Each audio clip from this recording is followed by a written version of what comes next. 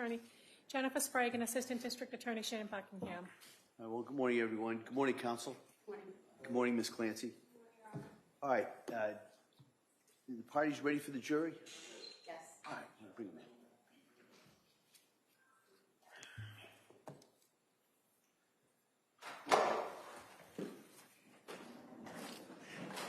Court, all rise. Jurors entering.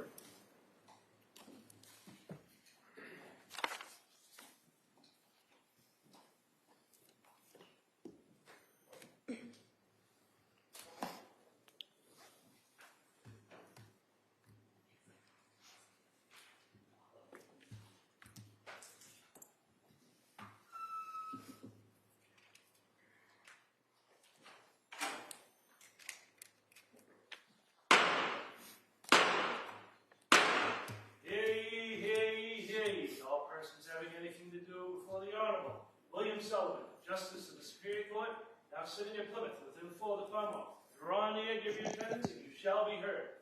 God save the Commonwealth of Massachusetts. This court is now in session. Please be seated. Good morning, Your Honor. May I proceed? Yes, please. Your Honor, before the court today, we have the continuation of the jury trial in the matter of Commonwealth versus Lindsay Clancy. Ms. Clancy is present. She is represented by Attorney Kevin Reddington. The Commonwealth is represented by Assistant District Attorney Jennifer Sprague and Assistant District Attorney Shannon Buckingham. All right. Thank you, Madam Clerk. Well, good morning, everyone. All right. You know how we're going to start this? I'm going to ask you those questions. And just in case you're wondering, does this podium up here mean that I'm going to talk to you for quite a while this morning? It does. All right. So first, let me ask you the questions. Has any member of the jury read, seen, heard, or overheard anything from any source about any aspect of this case that would affect your ability to be a fair and impartial juror? All right. Secondly, is there any other matter or concern bearing on your service as a juror in this case that anybody needs to bring to my attention at this time? All right. Again, as I've said for weeks now, thank you for following those instructions. And so where we are now in the process is, I just want to explain a little bit to you. We're going to do what we call the arguments in charge. All right. And that just means I'm going to give the charge as my instructions. All right. I'm going to instruct you on the law that you are to apply in this case to the facts that you're going to find. And then the argument part is we're going to hear the closing arguments from the attorneys. And the way we do it, the way I do it is I kind of split it up. So I'm going to give you first half of my instructions. We'll talk a little bit about the specific charges in this case. And then after the closing arguments, I'll come back and give you some more general instructions about how you, the burdens of proof and how you are to go forward and do your deliberations and handle the deliberations. All right. So they take a while. All right. And they can be, well, they can't, I was going to say rather dry, but they are dry. And so what the parties and myself have agreed to do is I'm going to print out, we printed out the instructions that I'm going to read to you. So you'll have those with you, all right, as we go through this morning. And so some people find that helpful to read along and comprehend. Some people don't. So if it's distraction, you don't have to read it. But some people find it helpful, so we thought we'd do that. You also should know that you'll have these instructions. You can bring these with you in the deliberations. So you'll have this whole outline of what the law is so that you are to apply. All right? So at this point, if we could hand out the copies of the instructions. Oh, you already have those? Oh, I forget how efficient our court officers here are. So what I'm going to do is I'm going to start the instructions now. All right? Now, so my instructions on the law are going to be delivered to you in two phases. As I said, first, I'm going to instruct you on the specific indictments that have been brought against Ms. Clancy. After I conclude my instructions regarding the charges, the Assistant District Attorney, Ms. Sprague, and Attorney Reddington will each deliver their closing argument. Remember, the arguments of counsel are not themselves evidence. They're provided to assist you in organizing and understanding the evidence that's been presented during the trial and the conclusions that each party would like you to draw from that evidence. At the conclusion of the attorney's closing arguments, I'll give you the second part of my jury instructions. And in that phase, I will go over a number of very important principles that will guide your overall evaluation of the evidence, your deliberations, and your eventual verdicts. The instructions are to be taken and considered in whole. All right, so the first and second part are equally important. So you to consider all of my instructions as a whole. You'll notice, as I said, I'm reading these instructions to you.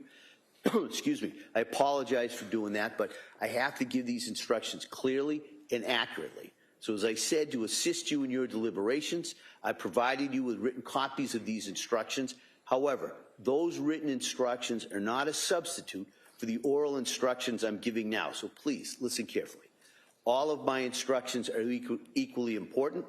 You're not to overemphasize one portion of these instructions or ignore other portions. These charges have specific factual elements that the Commonwealth must establish beyond a reasonable doubt, and I'll review those elements with you in detail at this time. Now remember that the law presumes the defendant to be innocent of the charges against her. This presumption of innocence is a rule of law that compels you to find the defendant not guilty unless and until the Commonwealth produces evidence from whatever source that proves that the defendant is guilty beyond a reasonable doubt. So now I want to go into the instructions that are specific to this case. First, I'm going to have a drink of water. Thank you. Now, in this case, Ms. Clancy is charged with 3 counts of murder. I want to talk first about the issue of criminal responsibility. All right. Now, to prove the defendant guilty of any crime, the Commonwealth must first prove beyond a reasonable doubt that the defendant was criminally responsible at the time the alleged crime was committed. The Commonwealth bears the burden of proving beyond a reasonable doubt that the defendant committed the crime with which she is charged, and also that the defendant is criminally responsible for her conduct. The defendant has no burden to prove a lack of criminal responsibility. Criminal responsibility is a legal term. A person is not criminally responsible for her conduct if she has a mental disease or defect, and as a result of that mental disease or defect, she lacks the substantial capacity either to appreciate the criminality or wrongfulness of her conduct or to conform her conduct to the requirements of the law. The phrase mental disease or defect is a legal term, not a medical term. It need not fit into a formal medical diagnosis. The phrase mental disease or defect does not include any abnormality characterized only by repeated criminal conduct. It is for you to determine, in light of all the evidence, whether the defendant had a mental disease or defect. If the Commonwealth has proved to you beyond a reasonable doubt that the defendant was not suffering from a mental disease or defect at the time of the killing, the Commonwealth has satisfied its burden of proving that the defendant was criminally responsible. If the Commonwealth has not proved to you beyond a reasonable doubt that the defendant was not suffering from a mental disease or defect at the time of the killing, then you must consider whether, as a result of a mental disease or defect, the defendant lacked the substantial capacity either to appreciate the criminality or wrongfulness of her conduct or to conform her conduct to the requirements of the law. To establish that the defendant had the substantial capacity to conform her conduct to the requirements of the law, the Commonwealth must prove beyond a reasonable doubt that any mental disease or defect that may have existed did not deprive the defendant of her ability to behave as the law requires, that is, to obey the law. The word appreciate means to understand rather than merely to know. Criminality means the legal significance of conduct. Wrongfulness means the moral significance. The Commonwealth must prove that the defendant knew and understood that her conduct was illegal or that it was wrong. It's not enough for the Commonwealth to show that the defendant merely knew or was intellectually aware that her conduct was illegal or wrong. Rather, the Commonwealth must prove beyond a reasonable doubt that a mental disease or defect did not deprive the defendant of a meaningful understanding of the legal or moral significance of her conduct. The defendant must have been able to realize in some meaningful way that her conduct was illegal or wrong. In considering whether the Commonwealth has met its burden of proof, you may consider all the evidence that's been presented at this trial. You may consider the facts underlying the crime and evidence of the defendant's actions before and after the crime. You may consider the opinions of any experts who testified and give those opinions whatever weight you think they deserve. Now, in a moment, I'll instruct you on the elements of the offense that the Commonwealth alleges that the defendant has committed. Remember that the Commonwealth must prove to you beyond a reasonable doubt that the defendant was criminally responsible at the time that the crime was committed. That is, that the defendant did not lack criminal responsibility at that time. Therefore, it is the Commonwealth's burden to prove at least one of the following beyond a reasonable doubt. One, that at the time of the alleged crime, the defendant did not suffer from a mental disease or defect. Or two, that if the defendant did suffer from a mental disease or defect, she nonetheless retained the substantial capacity to appreciate the wrongfulness or criminality of her conduct and to conform her conduct to the requirements of the law. Now, as I have previously instructed you, your decision should be based solely on the evidence and the law of this case. If a defendant is found not guilty by reason of lack of criminal responsibility, the district attorney or another appropriate authority may, and generally does, petition the court to commit the defendant to a mental health facility or to Bridgewater State Hospital. If the court concludes that the defendant is mentally ill and that her discharge would create a substantial likelihood of serious harm to herself or others, then the court will grant the petition and commit the defendant to a proper mental health facility or to Bridgewater State Hospital. Periodically, the court reviews the order of commitment. If the defendant is still suffering from mental disease or defect and is still dangerous, then the court will order the defendant to continue to be committed to the mental health facility or to Bridgewater State Hospital. There is no limit to the number of such renewed orders of commitment as long as the defendant continues to be mentally ill and dangerous. If these conditions do continue, the defendant may remain committed for the duration of her life. If at some point the defendant is no longer mentally ill and dangerous, the court will order her discharged from the mental health facility or from Bridgewater State Hospital after a hearing. The district attorney must be notified of any hearing concerning whether the person may be released, and the district attorney may be heard at any such hearing. However, the final decision on whether to recommit or release the defendant is always made by the court. Now, I'm going to go over at this point the specific elements of the charges against Ms. Clancy. So I want to talk first about murder in the first degree. The defendant is charged with 3 separate indictments charging murder, 1 count each relating to Cora Clancy, Dawson Clancy, and Callan Clancy. The instructions I'm going to give now apply to each separate indictment relating to each child. There are 2 different degrees of murder. There's murder in the first degree and there's murder in the second degree. If you find the defendant guilty of murder, you shall decide the degree of murder. The Commonwealth alleges that the defendant committed murder in the first degree on the following theories. First, that it was murder with deliberate premeditation, and then second, and or it was murder with extreme atrocity or cruelty.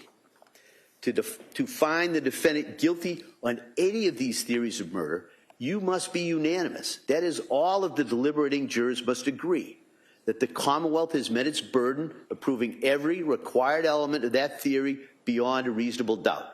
You should check the appropriate box or boxes on the verdict slip as to each theory of which you agree unanimously. And I'll go over a little bit later the verdict slip and how that that is going to be handled. Now, so if you're unable to agree unanimously that the Commonwealth has met its burden to prove beyond a reasonable doubt either of these theories of first-degree murder, you shall consider whether the Commonwealth has proved the defendant guilty beyond a reasonable doubt of murder in the second degree. So I'm going to begin by instructing you on the elements and the additional requirements of proof for each of these theories of murder in the first degree. And then I'll instruct you on murder in the second degree. All right. So number one, I'll first define the elements of murder in the first degree with deliberate premeditation. To prove the defendant guilty of murder in the first degree with deliberate premeditation, the Commonwealth must prove beyond a reasonable doubt the following elements. 1, the defendant caused the death of Cora Clancy, Dawson Clancy, and or Callan Clancy. 2, the defendant intended to kill Cora Clancy, Dawson Clancy, and or Callan Clancy. That is, the defendant consciously and purposefully intended to cause Cora Clancy's, Dawson Clancy's, and or Callan Clancy's death. And 3, that the defendant committed the killing with deliberate premeditation. That is, she decided to kill after a period of reflection. I'll now discuss each of these requirements in more detail. The first element is that the defendant caused the death of Cora, Dawson, and or Callan Clancy. A defendant's act is the cause of death, where the act in a natural and continuous sequence results in death, and without which death would not have occurred. The second element is that the defendant intended to kill Cora Clancy, Dawson Clancy, and or Callan Clancy. That is, the defendant consciously and purposefully intended to cause the death. The third element is that the defendant committed the killing with deliberate premeditation. That is, she decided to kill after a period of reflection. Deliberate premeditation does not require any particular length of time of reflection. A decision to kill may be formed over a period of days, hours, or even seconds. The key is the sequence of the thought process. And it would be first, the consideration whether to kill, second, the decision to kill, and third, the killing arising from that decision.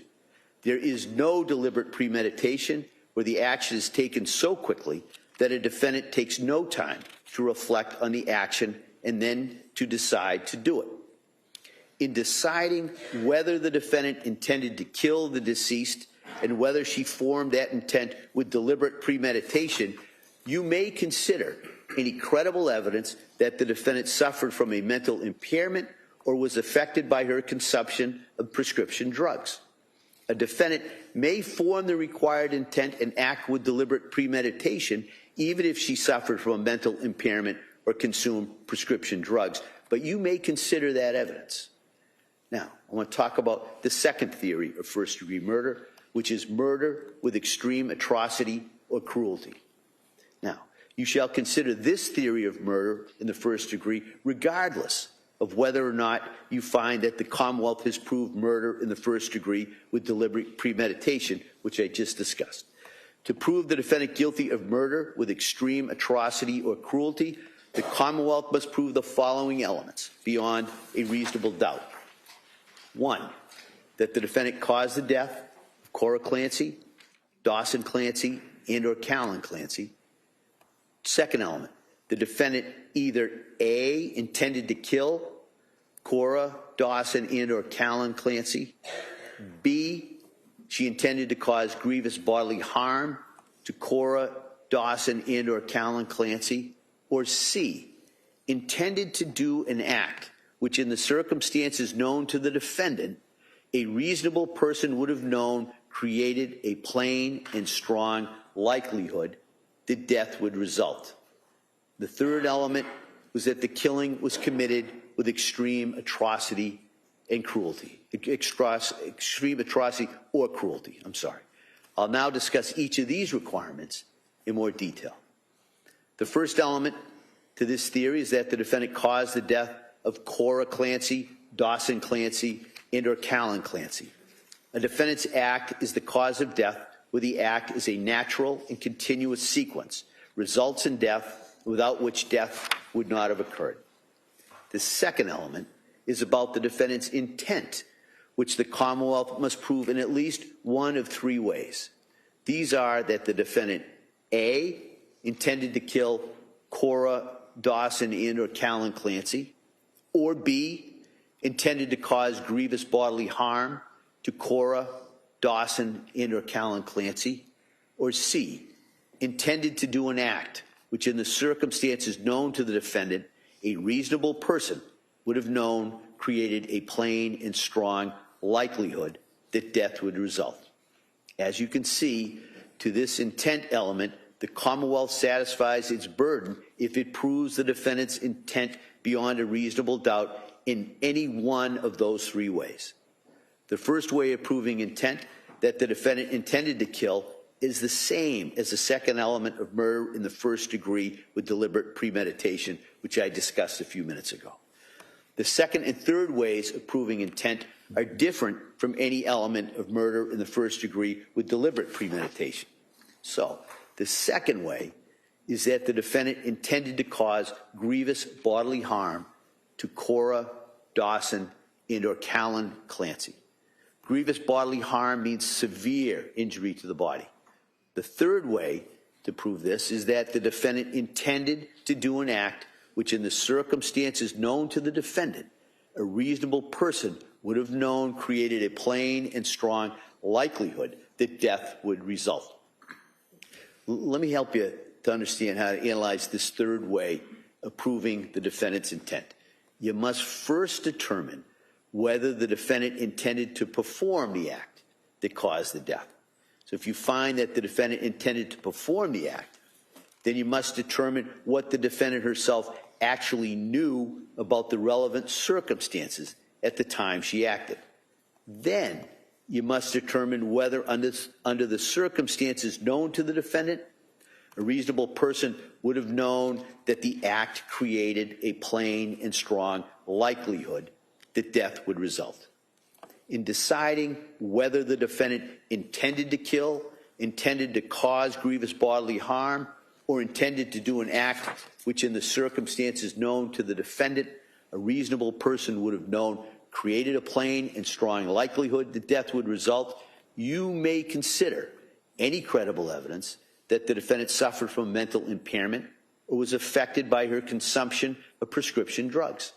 A defendant may have the requisite intent even if she suffered from a mental impairment or consumed drugs, but you may consider such evidence in determining whether the Commonwealth has proved this element.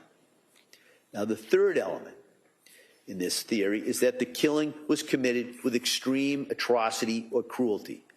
Extreme atrocity means an act that is extremely wicked or brutal, appalling, horrifying, or utterly revolting. Extreme cruelty means that the defendant caused the person's death by a method that surpassed the cruelty inherent in the taking of a human life. You must determine whether the method or means of killing is so shocking as to amount to murder with extreme atrocity or cruelty. The inquiry focuses on the defendant's actions in terms of the manner and means of inflicting death and on the resulting effect on the deceased. In deciding whether the Commonwealth has proved beyond a reasonable doubt that the defendant caused the death with extreme atrocity or cruelty, you must consider the following factors. 1, whether the defendant was indifferent to or took pleasure in the suffering of the deceased. 2, whether the defendant's method or means of killing was reasonably likely to substantially increase or prolong the conscious suffering of the deceased. Or 3, whether the means used by the defendant were excessive and out of proportion to what would be needed to kill a person. In considering whether the means used by the defendant were excessive and out of proportion to what would be needed to kill a person, you may consider A, the extent of the injuries to the deceased, B, the number of blows delivered, C, the manner, degree, and severity of the force used, and D, the nature of the weapon, instrument, or method used. You cannot make a finding of extreme atrocity or cruelty unless it is based on one or more of the factors that I just listed. You may consider the defendant's mental condition at the time of the killing, including any credible evidence of mental impairment or the effect on the defendant of her consumption of prescription drugs in determining whether the Commonwealth has proved beyond a reasonable doubt that the defendant committed the killings with extreme atrocity or cruelty. A defendant may have committed the killing with extreme atrocity or cruelty even if she suffered from a mental impairment or consumed prescription drugs, but you may consider such evidence in determining whether the Commonwealth has proved this element. Now I want to talk about murder in the second degree. In order to prove murder in the second degree, the Commonwealth must prove the following elements. 1, that the defendant caused the death of Cora Clancy, Dawson Clancy, and or Callan Clancy.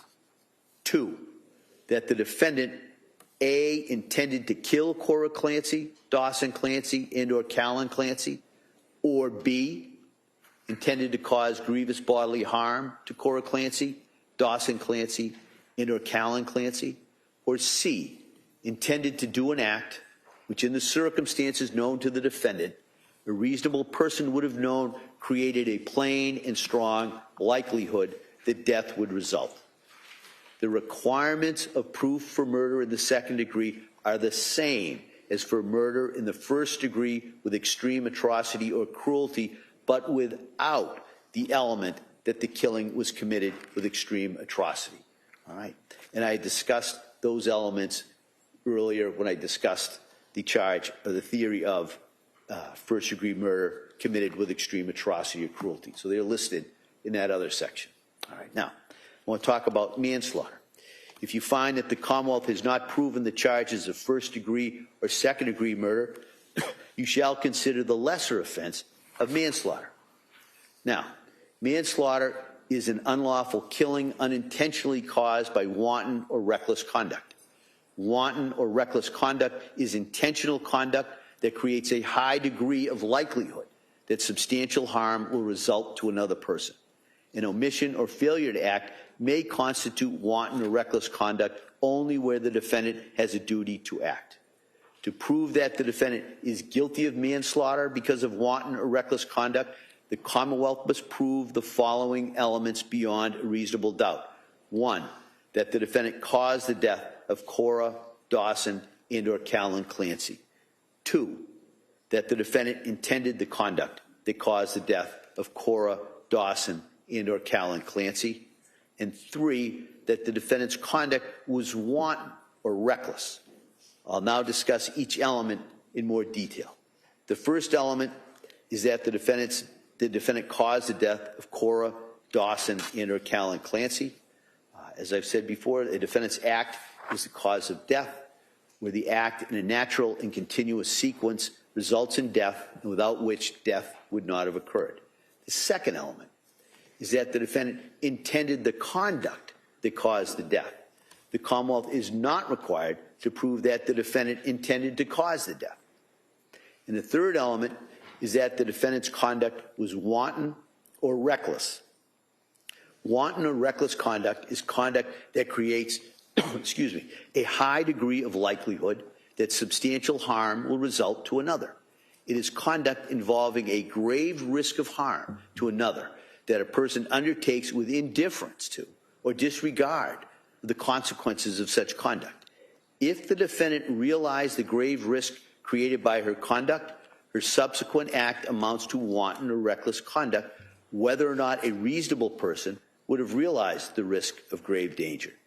Even if the defendant did not realize the grave risk of harm to another, however, the act constitutes wanton or reckless conduct if a reasonable person, knowing what the defendant knew, would have realized that the act posed a risk of grave danger to another. It is not enough for the Commonwealth to prove the defendant acted negligently, that is, in a manner that reasonably careful persons would not have acted. The Commonwealth must prove that the defendant's actions went beyond negligence and amounted to wanton or reckless conduct as I've defined that term. So in deciding whether the defendant knew or should have known her conduct created a high degree of likelihood that substantial harm would result to another, you may consider any credible evidence that the defendant suffered from a mental impairment or was affected by her consumption of prescription drugs. A defendant may have the requisite knowledge even if she suffered from a mental impairment or consumed prescription drugs, but you may consider such evidence in determining whether the Commonwealth has proved this element. All right. So that's my instructions on the specific elements of the charges in this case. So at this point, I'm going to ask the attorneys to deliver their closing arguments. I just want to remind you, as important as they are, the closing arguments are not evidence. All right, and I'll go over that a little bit later, but I just wanted to remind you of that. And so after we go through the closing arguments, I'll come back and give you the balance of my instructions on the law. All right, and so, counsel?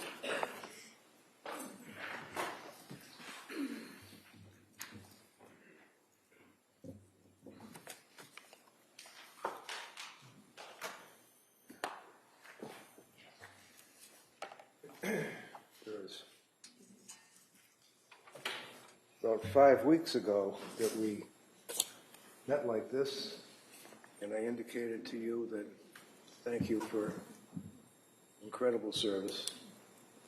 That, all of us mean that sincerely. You took literally more than a month out of your lives and sat here attentively, incredible, through some of the toughest, most gut-wrenching things that any person can be subjected to. And I think I indicated that, sadly, jurors carry this trauma with them for years. And the service that you have performed, I have never seen before. You have listened to evidence. You have been fair. You have been objective.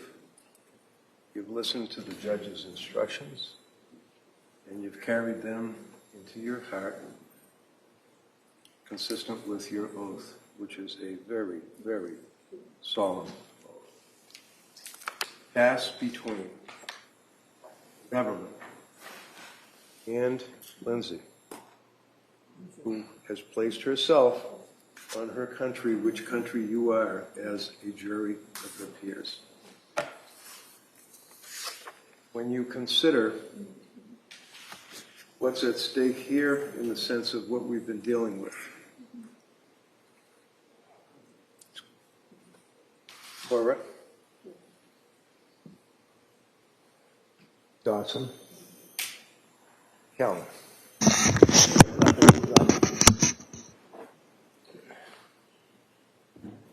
She knows loss. And that's why we think of Cora, Dawson, Calvin. For a minute.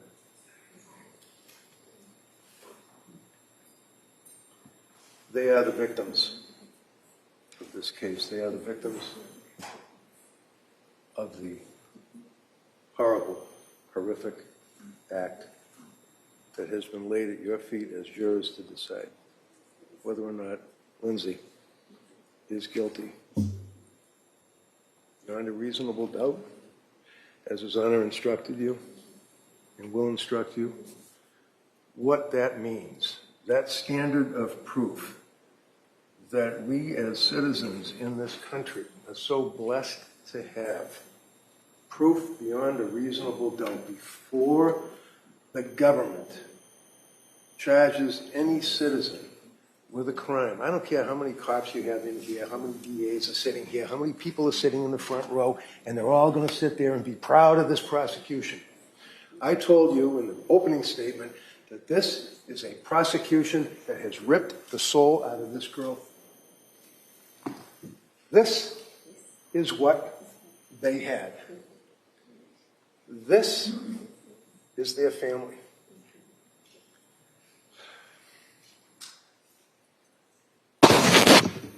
How does this turn into this? How? Because of the damn medicine and the lousy medical care that she got. You can troop as many paid experts as you want to come in here and tell the jury, oh, well, she didn't say that she heard voices inside her head. She said she heard voices from outside her head. She said she was making chicken McNuggets. There was a bowl on the sofa. She wasn't making chicken McNuggets. She said something. As I think and I muse and I try real hard to tell you what my opinion is, that this woman was acting in her right mind when these children were killed.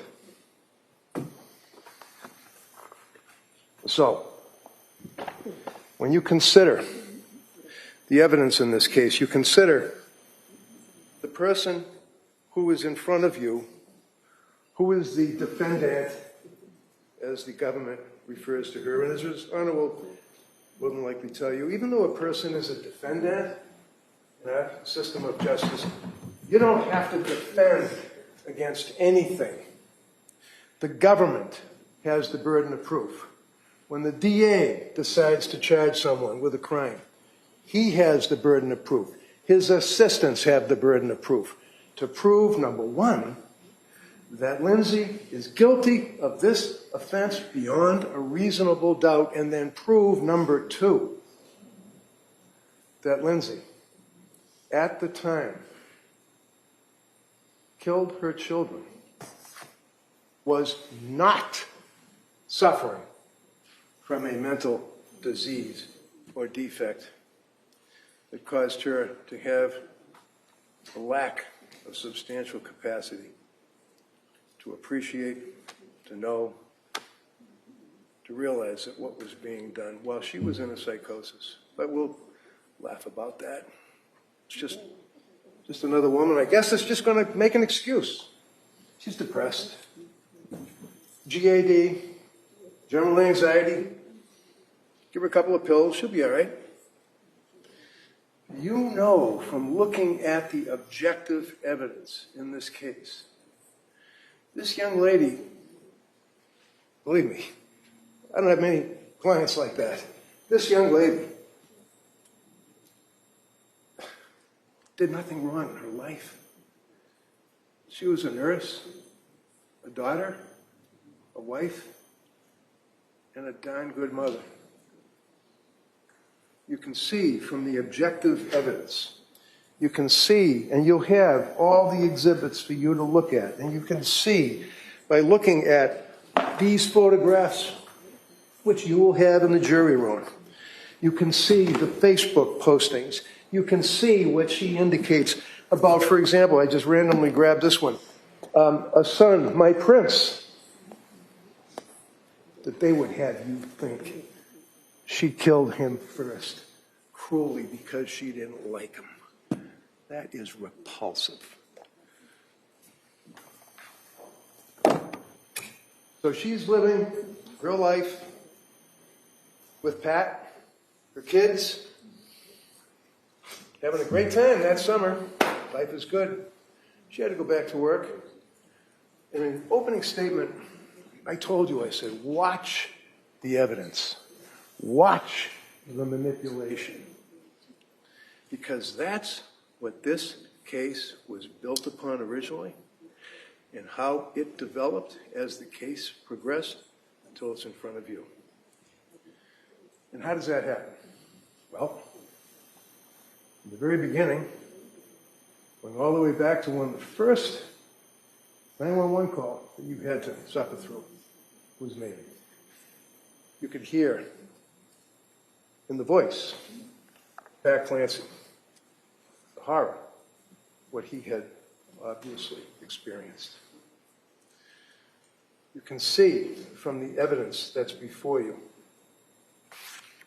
the injuries that she suffered. You will have in the jury room the exhibits that indicated the extent of the injuries from, I don't have to go through all of them, the extent of the injuries to slitting her throat, to slashing her wrists, throwing herself out a window, blood all over the bedroom floor, window open, screen slashed. Oh no, the screen wasn't slashed, my bad. That's what she thought. It's called a delusion. She was in a psychosis when she thought that. Probably right here, sitting here, believes that she slashed the screen. She didn't. It's objective evidence. And why did we spend almost a week showing you the extent and the severity of that suicide attempt? The reason that we had to do that is because they were arguing that it was a fake suicide. Dinky little cuts. No bleeding. She didn't mean to kill herself. She's just going to throw herself out the window, I guess, and slide down the house. Remember that one? Hanging off of the window. Sliding down the house, and Lindsay screwed up. And she hurt herself bad. You know that's not what happened. You know that she made, the testimony of Dr. Velkovich, that she made a very, very significant suicide effort, slashing her wrist, slitting her throat. And isn't it interesting when you consider objective evidence? Googling slitting a throat. Googling suicide. Googling drugs. Googling side effects. Googling ketamine treatments. Googling all of these drugs. Googling the effects of Tufts medications. Lorazepam, sertraline, hydroxyzine, lorazepam, buspirone, trazodone, fluoxetine, zolpidem, murdazine, clonazepam, quetiapine, diazepam, quetiapine. It goes on and on and on and on and on. You have the chat, you have the descriptions to see. And obviously, she wasn't consuming all of these at the same time, because one thing this kid did was try to do what she was supposed to do. She took the drugs as she was told to take them. She was religious in her obligations to take care of her health. She went to Dr. Tufts when she was a young lady living in her house with her husband and her babies, respected nurse, wife, friend, mother. Should have kept drinking, huh? That was a big deal, wasn't it? Remember that? We're just going to assassinate this young lady in every which way we can. Remember that evidence? I was concerned. She was drinking 5 drinks a day. She was worried about, you heard the evidence up to 2019. What are they talking about? She wasn't drinking while she had her kids. She wasn't drinking while she's breastfeeding. She would have a couple of beers with her friends. That's bad. We put that over in the bad pile. Right here. We spent all that time showing through Dr. Lapasada's testimony that this was a legitimate, dreadful, horrific suicide attempt. You think about this beautiful young girl throwing herself out a window. That's a quarter. I don't know if you ever played pool. I challenge you to tell this jury why we spent a week showing that she committed, your witnesses. Counsel, address the jury, please. Said, their witnesses, serious suicide attempt. Remember that? Tried to kill herself. So now they'll back off on that, and they'll agree. A serious suicide attempt. That's why I say, watch the evidence. Watch the manipulation. Remember the argument with the bands. She took the bands out of the bag, put the gloves on, talks to Dr. Laposada on the Zoom, slams the bands down out of the paper bag, does the movement of the bands and yells at Laposada and says, wrapped. They were just wrapped. They weren't knotted because you gotta get Lindsay tightening the band, right? You gotta hold it. You gotta hold it for a minute. You gotta hold it for 2 minutes, 3 minutes, 4 minutes. That's why she needed the bands not knotted. And then she said, it's like this. And they sprang open. Remember that? Dr. Laposada said, yeah, I saw what you did. And she walked away like if the glove won't fit moment. Quarter number 2. What did Patrick Clancy testify to? You heard his testimony. He indicated clearly, unequivocally, they were knotted around the necks of those children, to the point where he had to struggle. And it's your memory, not mine. If I say something you don't recall, forget it. It's what you remember the evidence to be. But clearly, I would suggest, he struggled to get it off of Dawson's over his head. And a police officer saw through the window. This is horrific stuff. But it's objective. And it shows the manipulation. This government, this prosecution is a mess. They would take their evidence and argue to you that she did not tie a knot and walk away, because as Dr. Laposada said, you're talking about 4 or 5 seconds, so somebody passes out. No, they got to have the 4 minutes, and that's not what the evidence shows, is it? So, as we move on, Lindsay's in the hospital.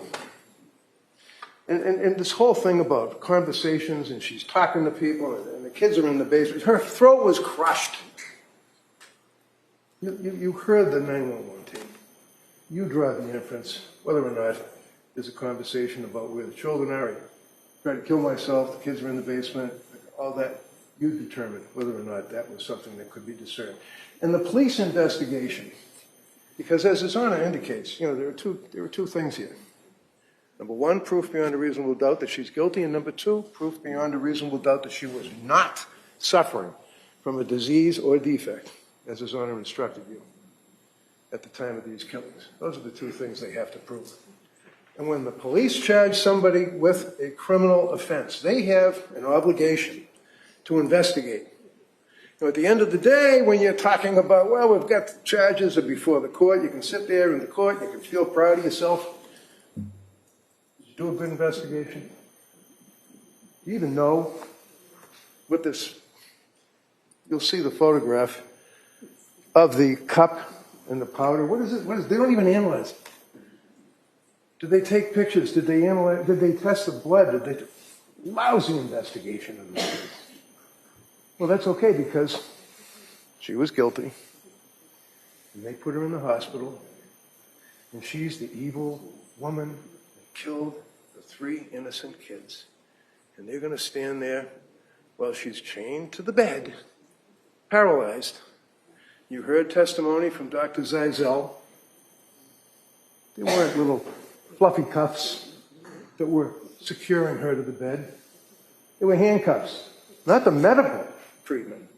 Medical treatment would be, like restraints, so you don't do whatever, pull lines out and things. We're talking about when the big men were in there with their guns and their badges, and they're sitting outside the door, and they're going to make sure that Lindsay Clancy, paralyzed, chained to the bed, doesn't get up and run away from the hospital, I guess. And they just have to suffer their way through. I guess I worked 8 hours. I had another shift I had to work that night. This is the treatment. And what's important about that is what kind of treatment did this young lady get from the health care providers? Remember Meg Collins? She came in this court, Meg, you might remember. Tall woman, short blonde hair, squared away. Unbelievable. Unbelievable. She was not only a nurse taking care of her in the hospital, she advocated for her. She stood up for her patient. She protected her. During the pandemic, you know that Meg Collins was in that emergency room when half of us were hiding at home behind our computers, hoping that we're not going to die in a week, drinking our Chardonnay at 11 o'clock in the morning. Meg Collins was in a hospital, treating people and advocating for them. That's an example of what nursing is all about. Not having attitude, not treating somebody like they're to be disdained. And what's even worse, she comes out of a coma. She is intubated. She has had major, major surgery of her broken, crushed spine, vertebrae, rib, thyroid. Massive, massive, not my words, medical records, massive testimony, blood transfusion for the blood loss. And when someone, you've heard evidence, comes out of surgery, they are delusional. You've had anesthesia. You've had think about having your tooth pulled. Think about the trauma that somebody has when they're in a hospital bed laying there, paralyzed, unable to feel the lower half of their body, but able to feel with the meds and the pain medication and everything else, the damage to the spine. And then the hospital has a meeting. Remember the other doctor, I think it was Dr. Shah, the Indian woman? Wicked impressive. She was amazing. She had the facts. She was able to tell you exactly what she observed. She was able to tell you what they were doing to treat Lindsay. She treated her like a human being. She was a damn good doctor. Came in here and told you all of her observations about her and told you one of the things that ultimately that they were concerned about is they had to have this big confabulation about, we're going to take her off the, the health care process. They had to have lawyers. They had to have people there. They had to have her signing documents. They had to determine whether or not she was going to be signing something to have her parents take over because Pat was not going to be responsible for her care. Lawyers, cops, handcuffs. Do I need a lawyer? Write that down. Where are you? You're out there somewhere. Write that down. Boy, she wanted a lawyer. That's a bad thing. Must be guilty. Let's put that in the guilty pile. That's why she said that, in a delirious state, dealing with all of these people about that issue. But what's even more nefarious, is you think about it, as I said, your eye on the ball because of the manipulation. Paul Zeisel, big deal. I'm friends with the guy. You heard evidence that I called him. I was with Pat a night or two after this incident in the bedroom with all the blood. I was with Pat taking evidence that the police didn't even see in their thorough investigation. And I was able, as you know now, certainly, to grab this. Why wouldn't the police have grabbed this? They're all empty. You can see when they were prescribed. You can see what they are. You can see what she took. You heard the testimony. It's tough to take a handful of pills. Remember the guy saying that yesterday? Tough to take a handful of pills. Well, no. They were crushed. Oh, shit, they were crushed. Okay. Where's the residue? Where's the crusher? Where's anything? Doesn't matter. Doesn't matter. Great investigation, guys. So you have a situation where they leave this behind. They don't even look at it. One of them, and again, your memory, not mine, one of them testifies, well, they might have looked at it and saw it and just didn't seize it.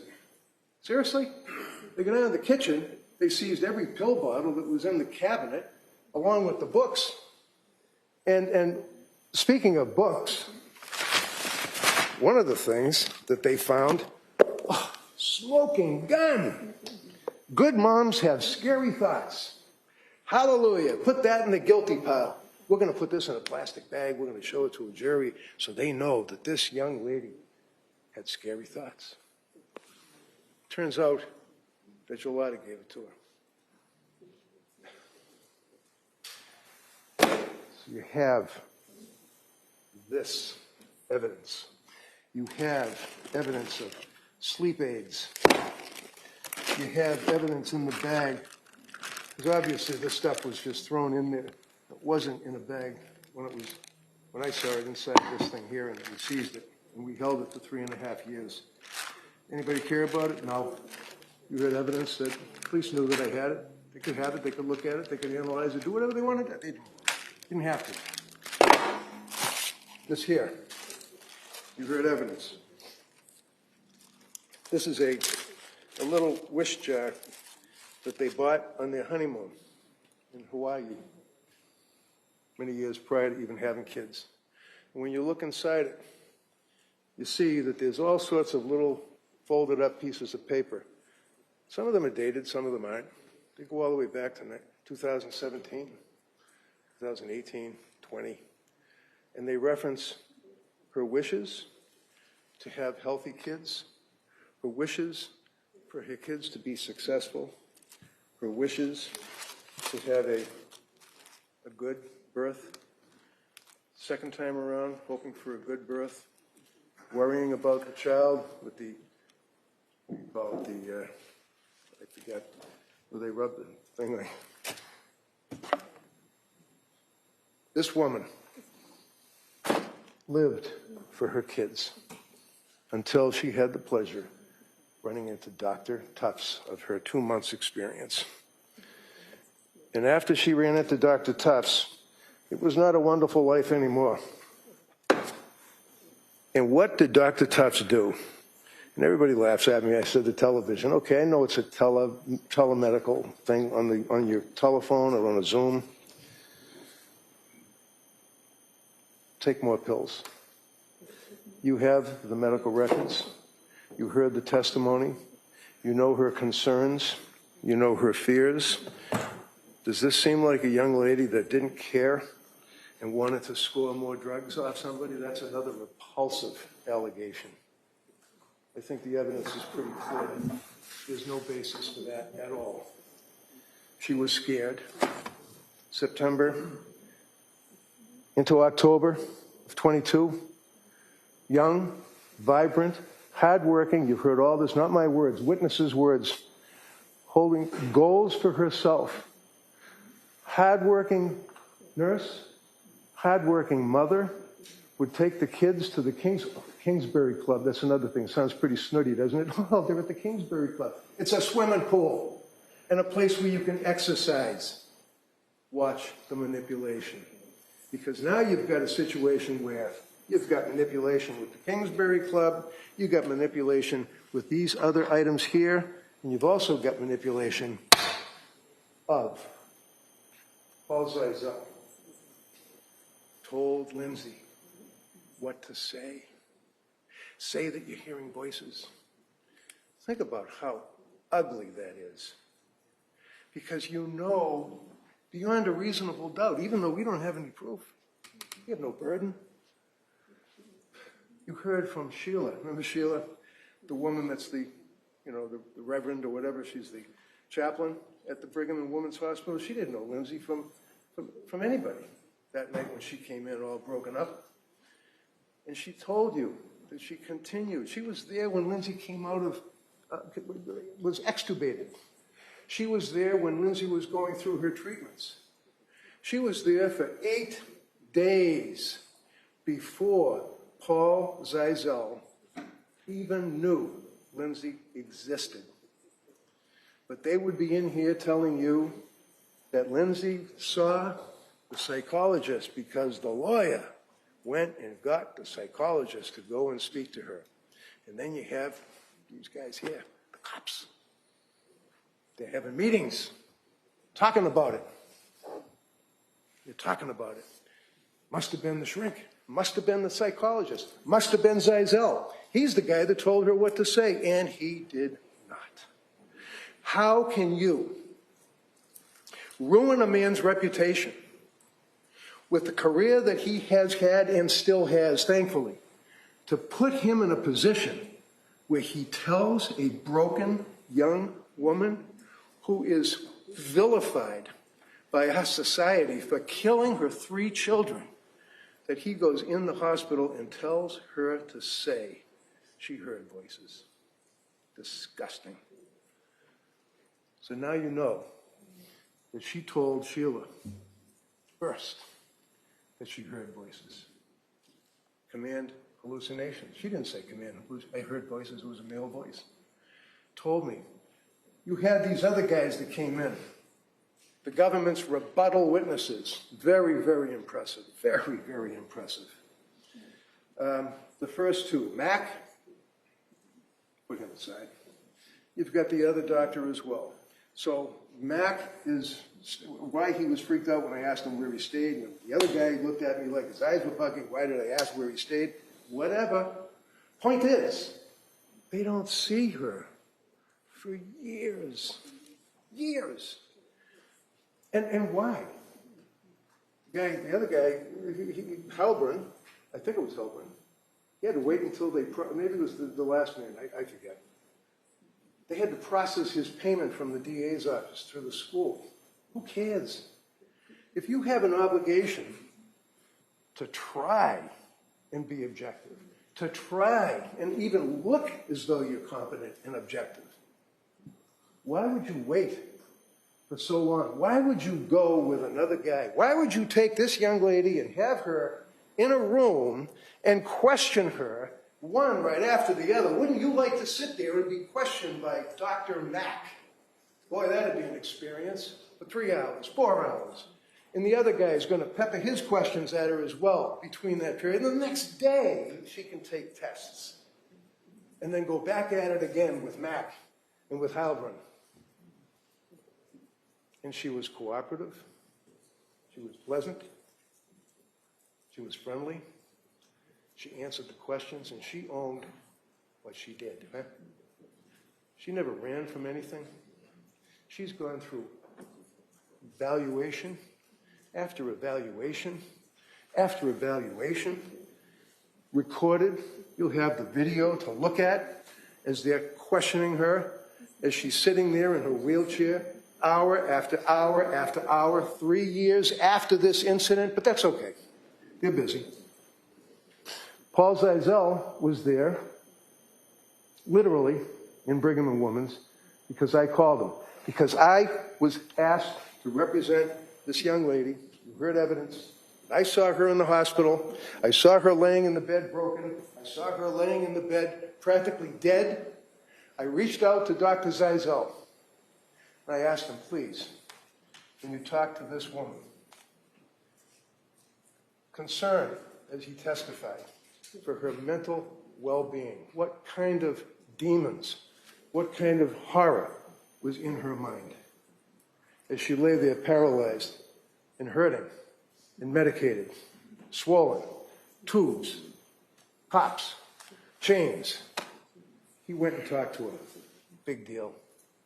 I asked him to go. You judge the credibility of a person. Did Paul Zeisel have the ring of truth when he told you that he's there out of humane feeling to try to help this young lady? And he's been by her side for 3.5 years.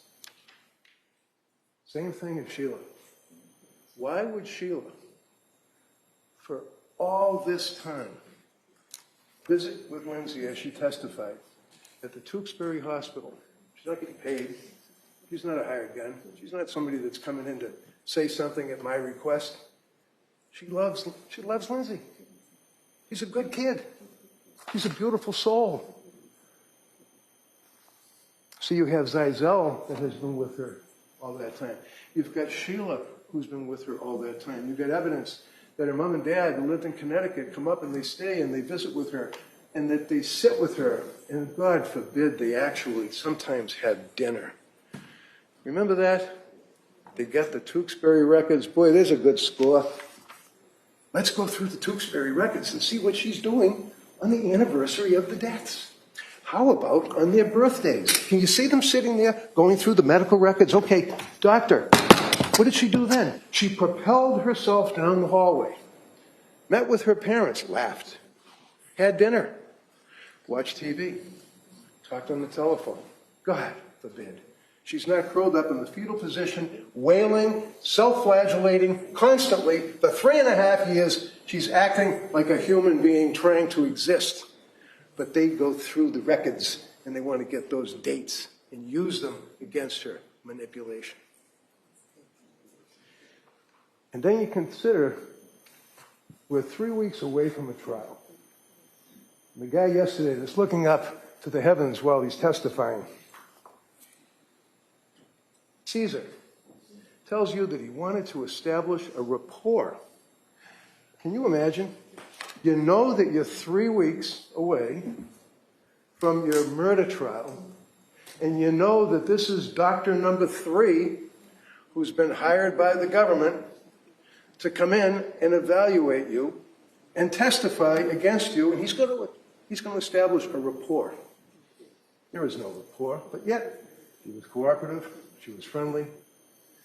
Interestingly enough, just like the treating doctors don't talk to each other, they don't communicate with each other, they don't have access to medical records, she signs the HIPAA forms, they don't know what her records are, but they know for sure what Dr. Resnick had in his report, they know for sure what Dr. Zeisel had in his report, they know for sure what Meg Spinelli had in her report, and they incorporate that into their report.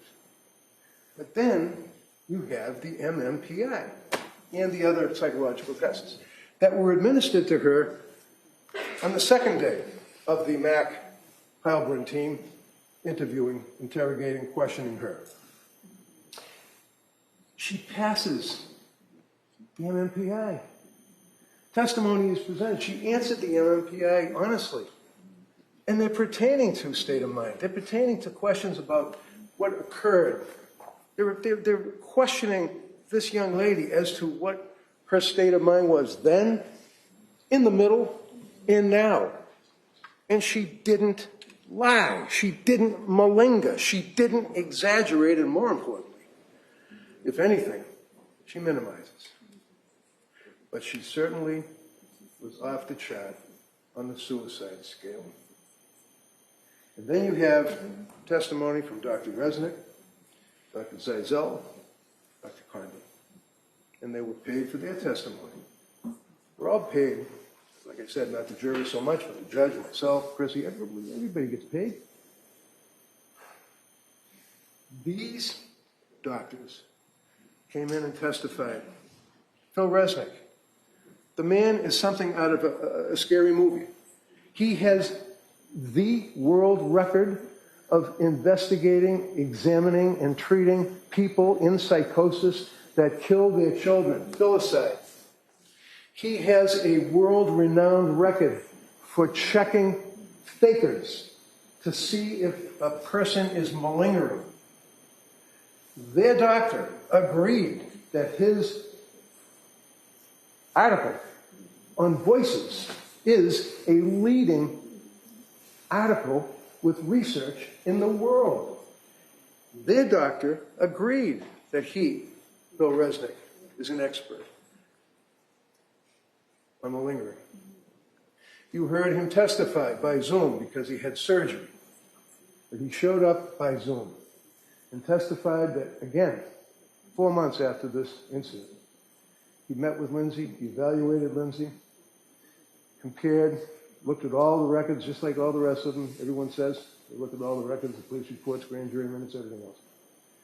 He indicates clearly, in his opinion, that she was in a state of psychosis at the time of this death, times 3. Has any of the government doctors rebutted that? One of them, Halbrand, said it's possible either way. That's not proof beyond a reasonable doubt. The other one, Mac, you can accept his testimony if you wish, but I suggest that you probably won't. And then you're left with the doctor yesterday, who didn't even know what killing during the course of the psychosis was. And when I was questioning him about it, he agreed. And I said, don't just agree with me. You're just agreeing with me because I said that? And he basically said, yeah. What kind of expert testimony is this? It's a mess. But the government uses them to try to rebut a man like Phil Resnick, who tells you that she was suffering from a horrific mental disease and defect at the time of the killing of her beautiful children. Why, the how, and the fact that under the law, as His Honor has given you, she's not criminally responsible. And the burden is on them, right here. Prove to you that at the time of the killing, as Dr. Resnick says, that she was suffering from a disease or defect, as Dr. Zeisel said, that she was suffering from a disease or defect, as Dr. Condi said, she was suffering from a disease or defect, and Condi took you down the road of all of these medications as a psychopharmacologist, as a doctor that specializes in prescription medications. And you got the evidence. So you're able to look at that and determine, see what the side effects are, what she was complaining of, and look at her records. I mean, they have really turned her inside out. I mean, they've got every single text, every single email, every single picture, everything that she did in college. Oh, that's another thing. She lied, according to the guy yesterday that testified, she lied to Pat about being on Prozac. They were dating for 3 months. She's living in Boston. She meets this kid. She thinks that she might like him, and they're dating. Oh, excuse me, before you go out with me, let me tell you that about a year ago when I was studying for my exams, because I'm nervous about talking in public, I got on Prozac. Seriously? That's what the government is arguing in this case. You're going to have this journal, which talks about her being, this is how controlling she was, manipulation.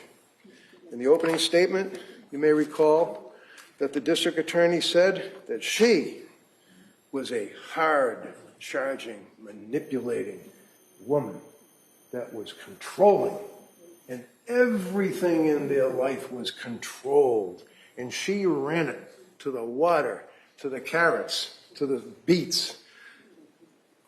You look in this book, and as you might recall, Ms. Rossi testified when asked, did you feel that she was being controlling of you? Because she says, for example, Monday, 10:24, Callan, put down for a nap. Hopefully we'll nap for 2 hours. If he wakes shortly, let him resettle himself. Bottle when he wakes up. Then it goes on and on. Make salad, romaine lettuce. He likes peppers, broccoli. Cut the sweet potatoes in chunks. Thank you, with the heart. Another good score. You look at her journals that she took. You'll see, as you go along, in the dates that she's recording in these journals, she's talking about the drugs that she was prescribed. And look at the first page. Look at how detailed. Dates, how she felt, 10 milligrams Prozac, and it goes on like that, goes on through November into December. December 9th, 10th, 11th. Horrible, intrusive thoughts. Horrible thoughts in the AM. Horrible thoughts. Horrible thoughts. No motivation. And then finally, horrible thoughts, no motivation, deeply depressed. Then, that's around the time she went to Women and Infants Hospital, right? Looking for help. Look at this. As she runs into January, there's nothing other than little chicken scratches because her mind was gone. In January, as she's on these drugs and she's suffering from what you've heard is postpartum depression that can lead to postpartum psychosis, and you have these men coming in here that don't even know psychosis from schizophrenia as experts, telling you that if a woman doesn't have these symptoms, like it's a disease, symptoms of postpartum depression within 4 weeks, that's it. Lights out. You're not a person that can be considered. You're not a real person for purposes of postpartum depression and or postpartum psychosis. Well, I suggest that he's wrong. I suggest the second guy's wrong and the third guy. Well, actually, I don't even know. It's your memory. If the gentleman, Mac, even knew, I think he said 4 weeks. It can go up to a year or longer. But we don't really know because you heard the evidence. There's no evidence. There's nothing in the DSM, but that's the Bible. God forbid you should go to Europe. You should look at the World Health Organization records. You should look at the way they treat pregnant women that have problems with their children. No, we're the most advanced country in the world. But we still have doctors that come into court on a murder trial and talk about 4-week cutoff on something that they don't even know exists. They've never treated it. They've never written about it. You have terrorism experts. You have an expert that comes in and talks about his focus and his interests, and it's about juveniles and drugs. And like I said, kids that like to drink and smoke weed. Those are the experts, quote unquote. To support their burden to prove beyond a reasonable doubt that Lindsay was not suffering from a disease or defect at the time she killed her children. You all remember this. October. This is not an evidence, it's marked for identification. It's too big. So, but basically it shows clearly and unequivocally the depths of despair that this young kid was in, trying to raise 3 kids, trying to be a wife, ready to go back to work. Did anyone say that she was just lazy or just didn't want to go back to work? Manipulation. They're arguing. She didn't want to go back to work. She didn't want to go back to work because she didn't want to leave her kids, especially Callan, because she loved her children. They were her life. Manipulation. And when you consider the journals, I don't know, you ever watched the movie there, The Shining, with Jack Nicholson? Remember the scene when he's sitting there in a state of complete psychosis, and he's writing a book and he's typing, and the wife finds the book and opens it up and looks at it and says, all work and no play makes Jack a dull boy. All work and no play makes Jack a dull boy. Repeated after repeated after repeated. And he says, do you like it? You look at the records of her Googling drugs. You look at how many times, how many hours of the night in the afternoon she's looking this stuff up, in between taking care of the family, in between all of the stuff that was going on with visiting doctors, seeing doctors, going to Rhode Island, being told, no, we can't help you, calling a suicide hotline, we can't help you, calling another suicide hotline, we can't help you. My God, what does she have to do? She was reaching out for help, and she was not getting it. She turns herself in to McLean Hospital. You saw the doctor, nice woman. She's testifying. She didn't know. I suggest to you that she didn't know hardly anything, let alone psychosis involving a young lady like her going through what she was going through. The government bears the burden of proof beyond a reasonable doubt. They bring, for example, Ian Whiffen. The guy, you might remember him, was the guy that's, I guess he developed or helped develop Celebrate. What you get when you look at the records, you don't measure on an Apple Watch. Well, I shouldn't say Apple Watch because we know that they didn't have the Apple Watch, but on a cell phone. You don't measure going down the stairs. You measure stair climbing, right? That's what the testimony was. And there were 3 stairs that were climbed. Okay. The last record is 5:38. At 5:38 p.m., we went through that on cross. What happens to the phone? Don't know. It was on the bed. Was it dropped on the bed and it left there for 20 minutes? She could have been anywhere in the house during all that period of time, right? Right?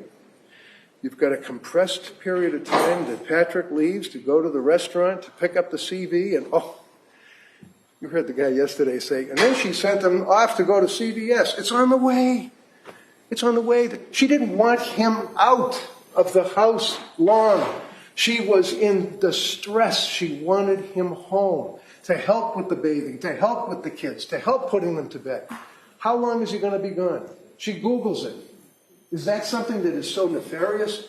You'd think that that goes right along the line with the book about good mothers having bad thoughts. My God, she actually Googled the time frame that Patrick would take to go to 3B and pick up the food and then leave and stop at CBS on the way. So I guess the government is suggesting she's not in a psychosis. So she's Googling Miralax because the doctor earlier that day told her that the baby Cora needed Miralax. Why would she do that? Because remember the government's opening when they told you she wasn't suffering from the psychosis. She was a woman that didn't want to live a life anymore, wasn't happy being a mother, didn't want to live that life. So she's going to kill her kids and hopefully throw herself out the window and not paralyze herself, and then she could run off into the sunset, I guess. That's what their theory was. Along with the fact it wasn't a real good suicide, it was fake. Well, now we know, don't we? The mess that this young lady was in her brain, my brain is being damaged. I will never be better. That's the evidence. That's the evidence that we have in this case. Burden of proof is on them to prove to you that at the time that she killed these 3 beautiful kids, that she just wanted to move on with her life. And I suggest to you, just as there's no chicken nugget residue, and then when you look at those photographs, there's a slice of a cucumber, there's a slice of a carrot, there's no chicken nuggets in that bowl. Patrick wouldn't know what the kids were eating. She was the one that would cook their dinner. She was in the refrigerator, but the guy yesterday is like, oh no. Patrick said that the child was eating the chicken McNuggets in the bowl. No, she was getting food out for the 2 kids, not the little baby, 2 kids for dinner. There's no evidence that she's lying. There's no evidence that she's malingering. And finally, you remember there was a big deal about whether or not the voices are within the head or whether or not they're outside of the head. Dr. Resnick's article with the largest research on voices malingering in the world indicates that 38% of almost 1,000 people that were examined report voices from inside their head, and it stops. You're going to buy that guy yesterday? He doesn't know what he's talking about. This young lady is not guilty of the killing of her children because she was suffering from a disease and defect, as His Honor instructed you. And they're not going to be able to prove otherwise. And it's their burden, not ours. Thank you.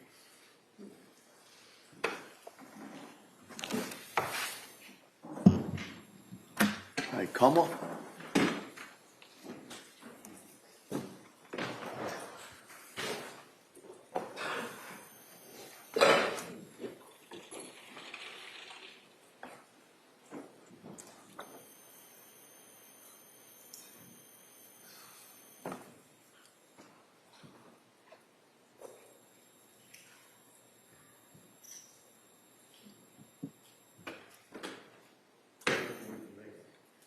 There's no dispute that Lindsay Clancy was suffering from mental illness and that she tried to kill herself. There's no dispute about that. All of the evidence that you've heard, even the experts that the Commonwealth put before you, say that she was suffering from mental illness and she tried to kill herself. That's not the issue in this trial. The issue is whether, at the time she killed Cora, Dawson, and Callan, she knew the difference between right and wrong, and whether she could conform her behavior to the requirements of the law. This case is not about our mental health system or how it treats women or what's in the DSM-5 and what's not. That's a distraction to get you angry and passionate about an important issue, but an issue that's not on trial here. What's on trial here, what the issue is here, is what Lindsay Clancy did the night of January 24th, 2023, and what her mental state was at the time. And you can use her psychological history and records, the treatment records, to look at both before and after she killed the kids, to look at how she got to that point, what her thought process was, what her motivation was. But it's not the system or the DSM or any of that that caused her to strangle her kids. In fact, she had more access to treatment and care and support than a lot of people do. She had health insurance that covered multiple doctors, multiple specialty programs, treatment at South Shore, at Mass General, her stay at McLean. She had prescription coverage to cover the different trials she went through. She had support at home. She had 18 weeks of maternity leave with the opportunity to extend that as much as she needed, which is excellent, which is what all women should have. But she had that. She had support from both sides of her family, hers and Patrick's. The two older kids, Cora and Dawson, were in preschool 3.5 days a week. And she had the nanny, Elaine, who helped with Callan 3 mornings a week. And she also helped her with housework and with food prep. This wasn't a woman suffering from a lack of care, a lack of resources. She had an abundance of help, an abundance of care. She had all of that and more. And, you know, this doesn't mean that she wasn't struggling, that she wasn't dealing with mental health issues. She was. She had depression. And whether that's from bipolar or major depressive disorder or postpartum depression, it all boils down to she was depressed, right? And she was trying to deal with that, trying to get help for that. But it wasn't the fault of the providers that she was struggling with this or that she wasn't getting better. They were doing the best they could. You have the records, you heard the testimony. They were doing the best they could with the information she provided them. And that wasn't always accurate information. That wasn't always the full picture. And they were doing the best they could with her level of cooperation and compliance with the plan. Take her medications.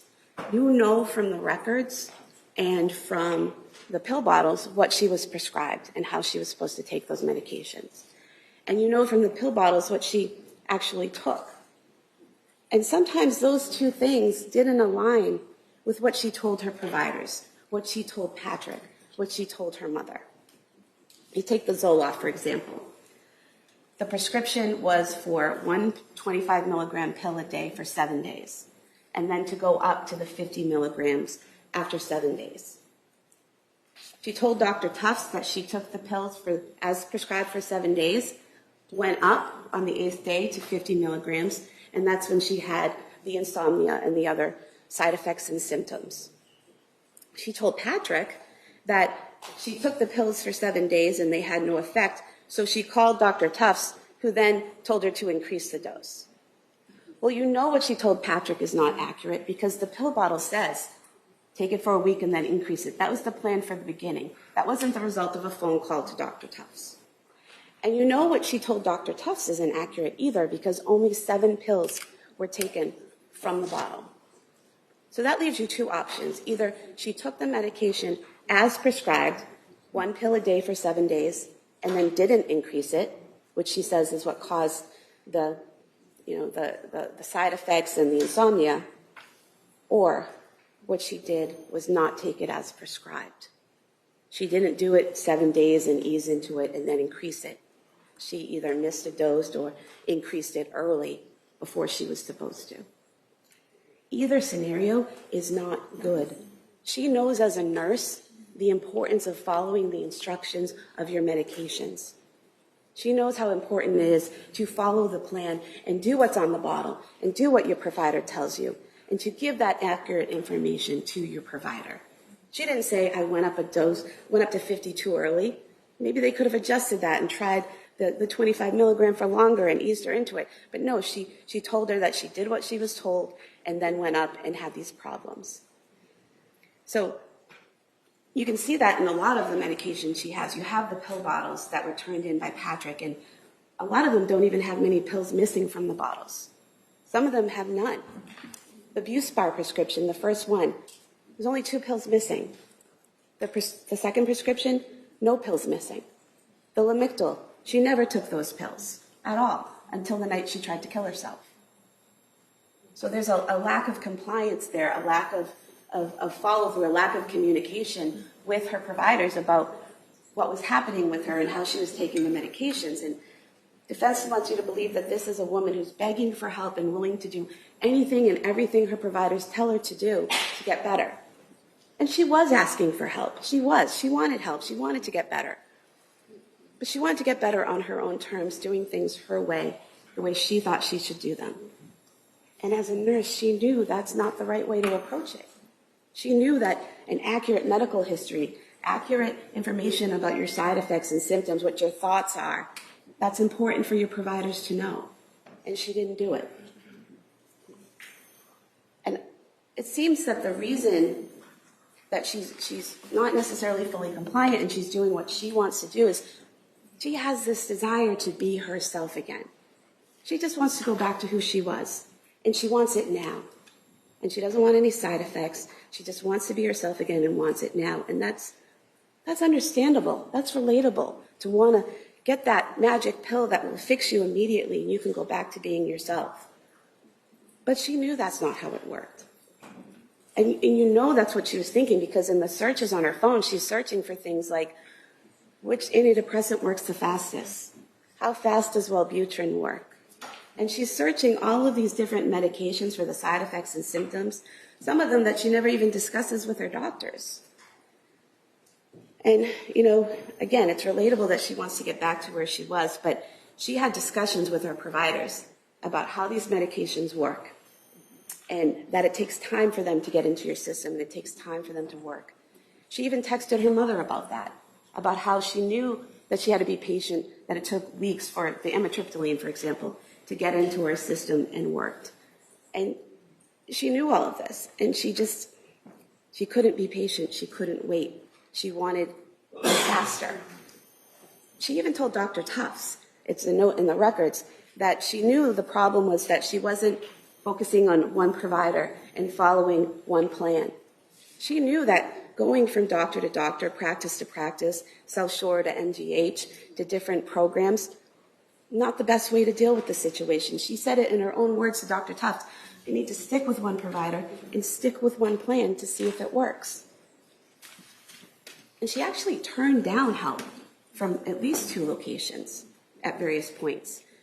We talked a lot about the women and infants records, and you don't have to believe what I say about them or the witnesses say about them or defense. You can look at the records themselves. Page 9, it says right there, Patrick was the one who said over-medication was the issue. Not the doctors there, not the people evaluating her.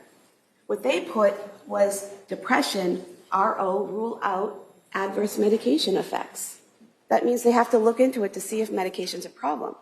But there's a difference between an adverse effect, a symptom, or a problem with a medication and being over-medicated, taking too much of a medication or taking too many at one time.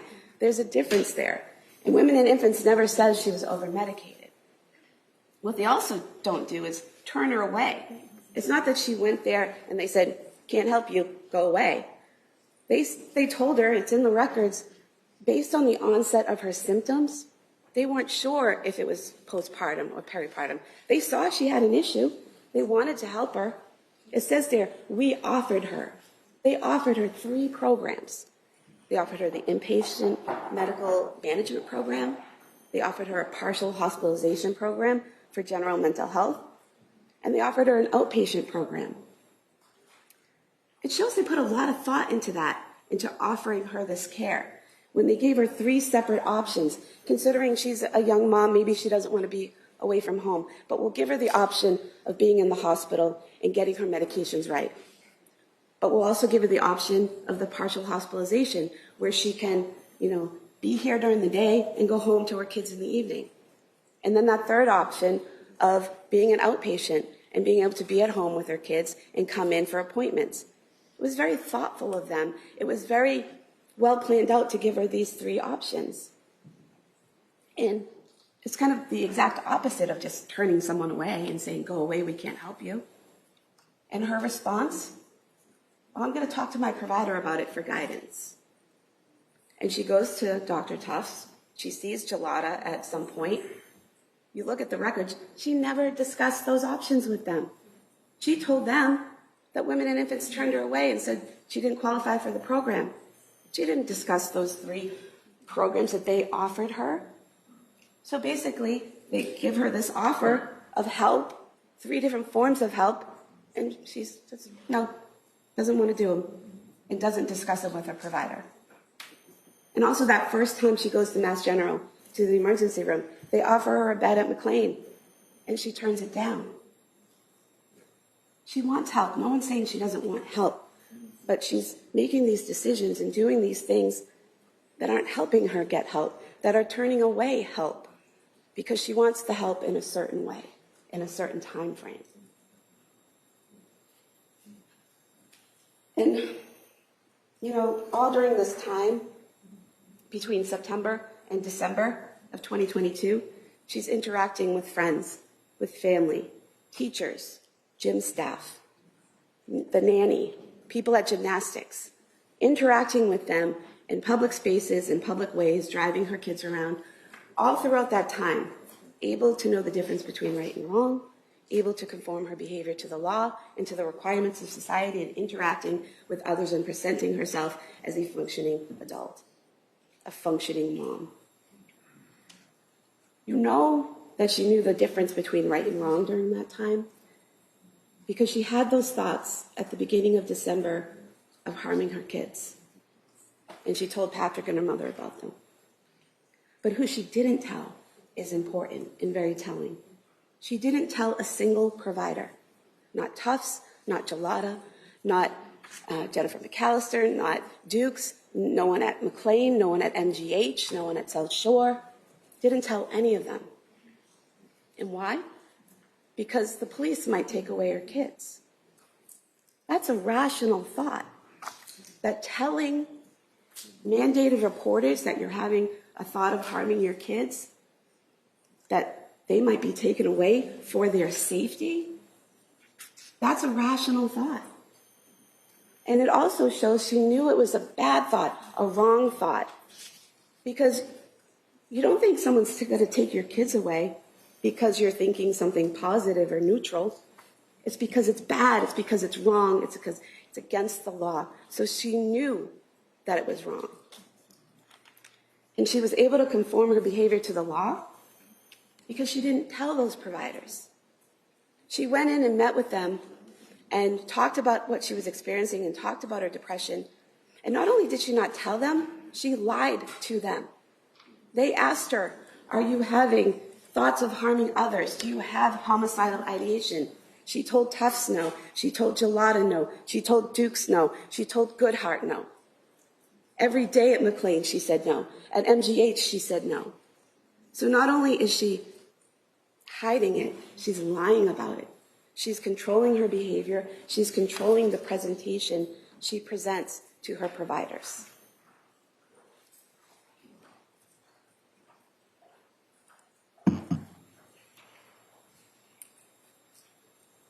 And then we get to her being admitted to McLean. You know, up to that point, all of the drugs she's taken from September through December, they weren't given at the same time. The most she ever had at one time was 2 to 3 medications. And usually if it was 3, that third medication was the Benadryl or the hydroxyzine that's like Benadryl, or the Ativan or Valium as needed for anxiety. But most of the time it was 2 medications. And the way they did those medications, you heard from Dr. Satoff, a man who's examined thousands of patients with psychosis, who's treated women with postpartum psychosis, who's treated women who have killed their children, that man who apparently has no expertise. You heard from him that the medication trials were reasonable and rational. She tried a medication, it didn't work, or they had side effects, they stopped the medication. They tried something else. They tried a different combination. And unfortunately, with mental health, there's no blood test or CAT scan or MRI that you can do that says, well, you have bipolar or you have schizophrenia. It unfortunately doesn't work like that. So what the providers have to do is rely on what the patient's telling them. Hope that information is accurate. Rely on what they're observing about the patient and make a diagnosis. And then based on that diagnosis, have a treatment plan. And every patient reacts differently to medication. One patient could do fine on it, the next not. So they have to do that trial and error process, and it's normal, it's typical, it's reasonable. And that's what they did for her. And even if you believe that the number of different medications she took over that time or the combination of those medications affected her negatively, after McLean, they were out of her system. Some of them had been out of her system for months. Zoloft, she stopped in October. Other pills she stopped in November or December. And that last one, the Seroquel, that she really had a bad reaction to, is out of her system. The only medication she's on leaving McLean is trazodone for sleep and Valium for anxiety. And that's it when she leaves there. And why does she leave there? He wants to go to Corey's birthday party. And that's relatable, that's understandable. She wants to be that mom again who can throw her daughter a party and enjoy it. It's completely understandable why she would want to leave, but she also knew she wasn't there. She knew how she was feeling. She knew she was depressed. She knew she needed help. But she wanted to be that mom she was more. And there was nothing McLean could do to keep her there. She said she denied suicidal ideation. She denied homicidal ideation. She said she wasn't hearing voices or seeing anything. They saw the entire time she was there no signs of psychosis. In fact, every doctor she saw, from Tufts in September all the way through Tufts at January 23rd, none of them saw any signs of psychosis ever. So they're all wrong. All these different doctors at all these different practices, they're all collectively together wrong. That doesn't make sense. But she shows when she's leaving McLean, no signs of psychosis. And they even give her a task to do to see if she can manage her mental health outside of the hospital. Make an appointment, pick a doctor, make an appointment. And she does it. She decides on Dr. Tufts. She makes the follow-up appointment. She gets the documentation and gives it to them, showing she can manage her mental health. They have to let her go at that point. She's there voluntarily. There's no grounds to keep her if she's not showing she's a danger to herself or others. So they let her go home. And at home, again, all throughout January, she's showing her ability to know right from wrong and to conform her behavior to the requirements of the law in all the activities she does in January. First, there's the birthday party. She's throwing the birthday party. She's monitoring the kids, making sure, typical mom birthday party stuff. Everyone's eating, getting cake, singing happy birthday. You saw her in the video. She appeared happy and smiling, normal. Everyone that interacted with her said, seemed a little tired, but okay. The Museum of Science. You have that video. The Museum of Science in Boston can be crowded and overwhelming on a good day. And she's there with 3 kids under 5 with her husband. You see her monitoring them, caring for them, doing the exhibits, showing them what to do with the exhibits. If you watched that video and you didn't know who the Clancy family was, and we asked you, pick out the woman who is depressed, pick out the woman who wants to kill herself, pick out the woman who's about to kill her kids, you couldn't pick her out. She's completely calm. All her behaviors are typical and normal because she's able to control her behavior. She's able to be suicidal and feel those things, but control her behavior, control her thoughts, and present that image to the world. She's able to do it at the Cape Codder as well. Similar scenario. She's able to watch the kids when Patrick goes to brunch. She's able to watch the boys when Patrick and Cora go skiing on the 16th. She's able to interact with the Carneys on January 22nd. And yeah, they both initially said she was quiet, but then they both admitted she was always kind of quiet. but she was able to interact with them, chat with them in the kitchen, seemed okay. In between January 7th and January 21st, her mother never comes to the house to intervene. Her sister, a licensed social worker, a mandated reporter, never comes to the house to intervene or help, never makes a report, and they're in contact with her every day, texting with her, calling with her almost every day, and never see any signs that they should be concerned or worried or intervene. And you have those text messages between the defendant and her mom. And her mom, obviously, was very attentive, very caring, asked very pointed questions. How are you doing? How are you sleeping? How are the medications? Obviously, a very concerned, loving mom. How did Lindsay answer? I'm getting a little better. I'm sleeping better. She said the only time her sleep was interrupted is if Cora had a bellyache or one of the kids was up. But she's doing better every day. She's sleeping better. She's feeling better. She still says, I'm not myself. I'm not where I want to be, but she's moving in the right direction. And we have that text from her mom the day she leaves on the 22nd, headed back home. I'm glad to see you're doing so much better. Now her mom wants you to believe that she lied to her, that she wasn't doing better and she was just trying to encourage her. But there are so many things you can say to your daughter who's struggling with mental health other than lie to her if you want to encourage her. You've got this. Take it day by day. I'm here for you. We're going to get through this.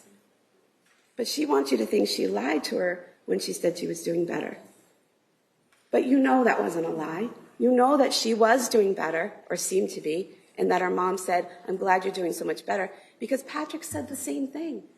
He said she was doing better in January. Every day was better. The 24th was the best day.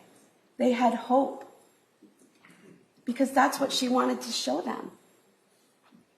The only person during that time that she gave even a little glimpse of maybe she wasn't doing that much better was Dr. Tufts.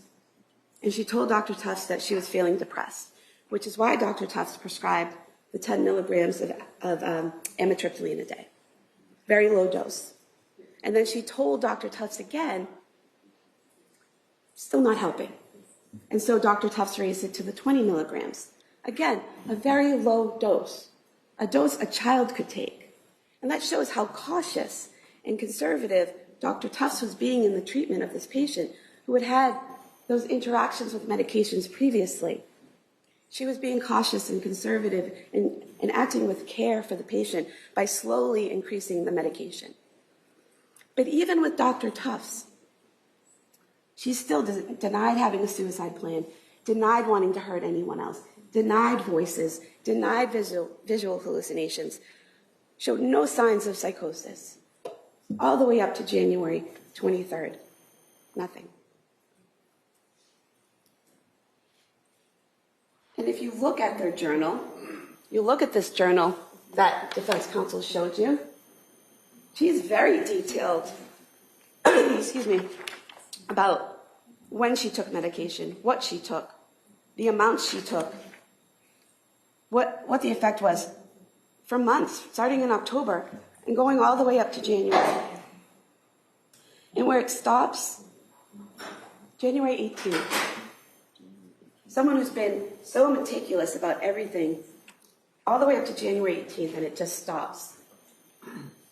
It's as if she's decided she's done trying. She's decided that it's too much, and she doesn't want to do it anymore. And so she just stops keeping track of the prescriptions.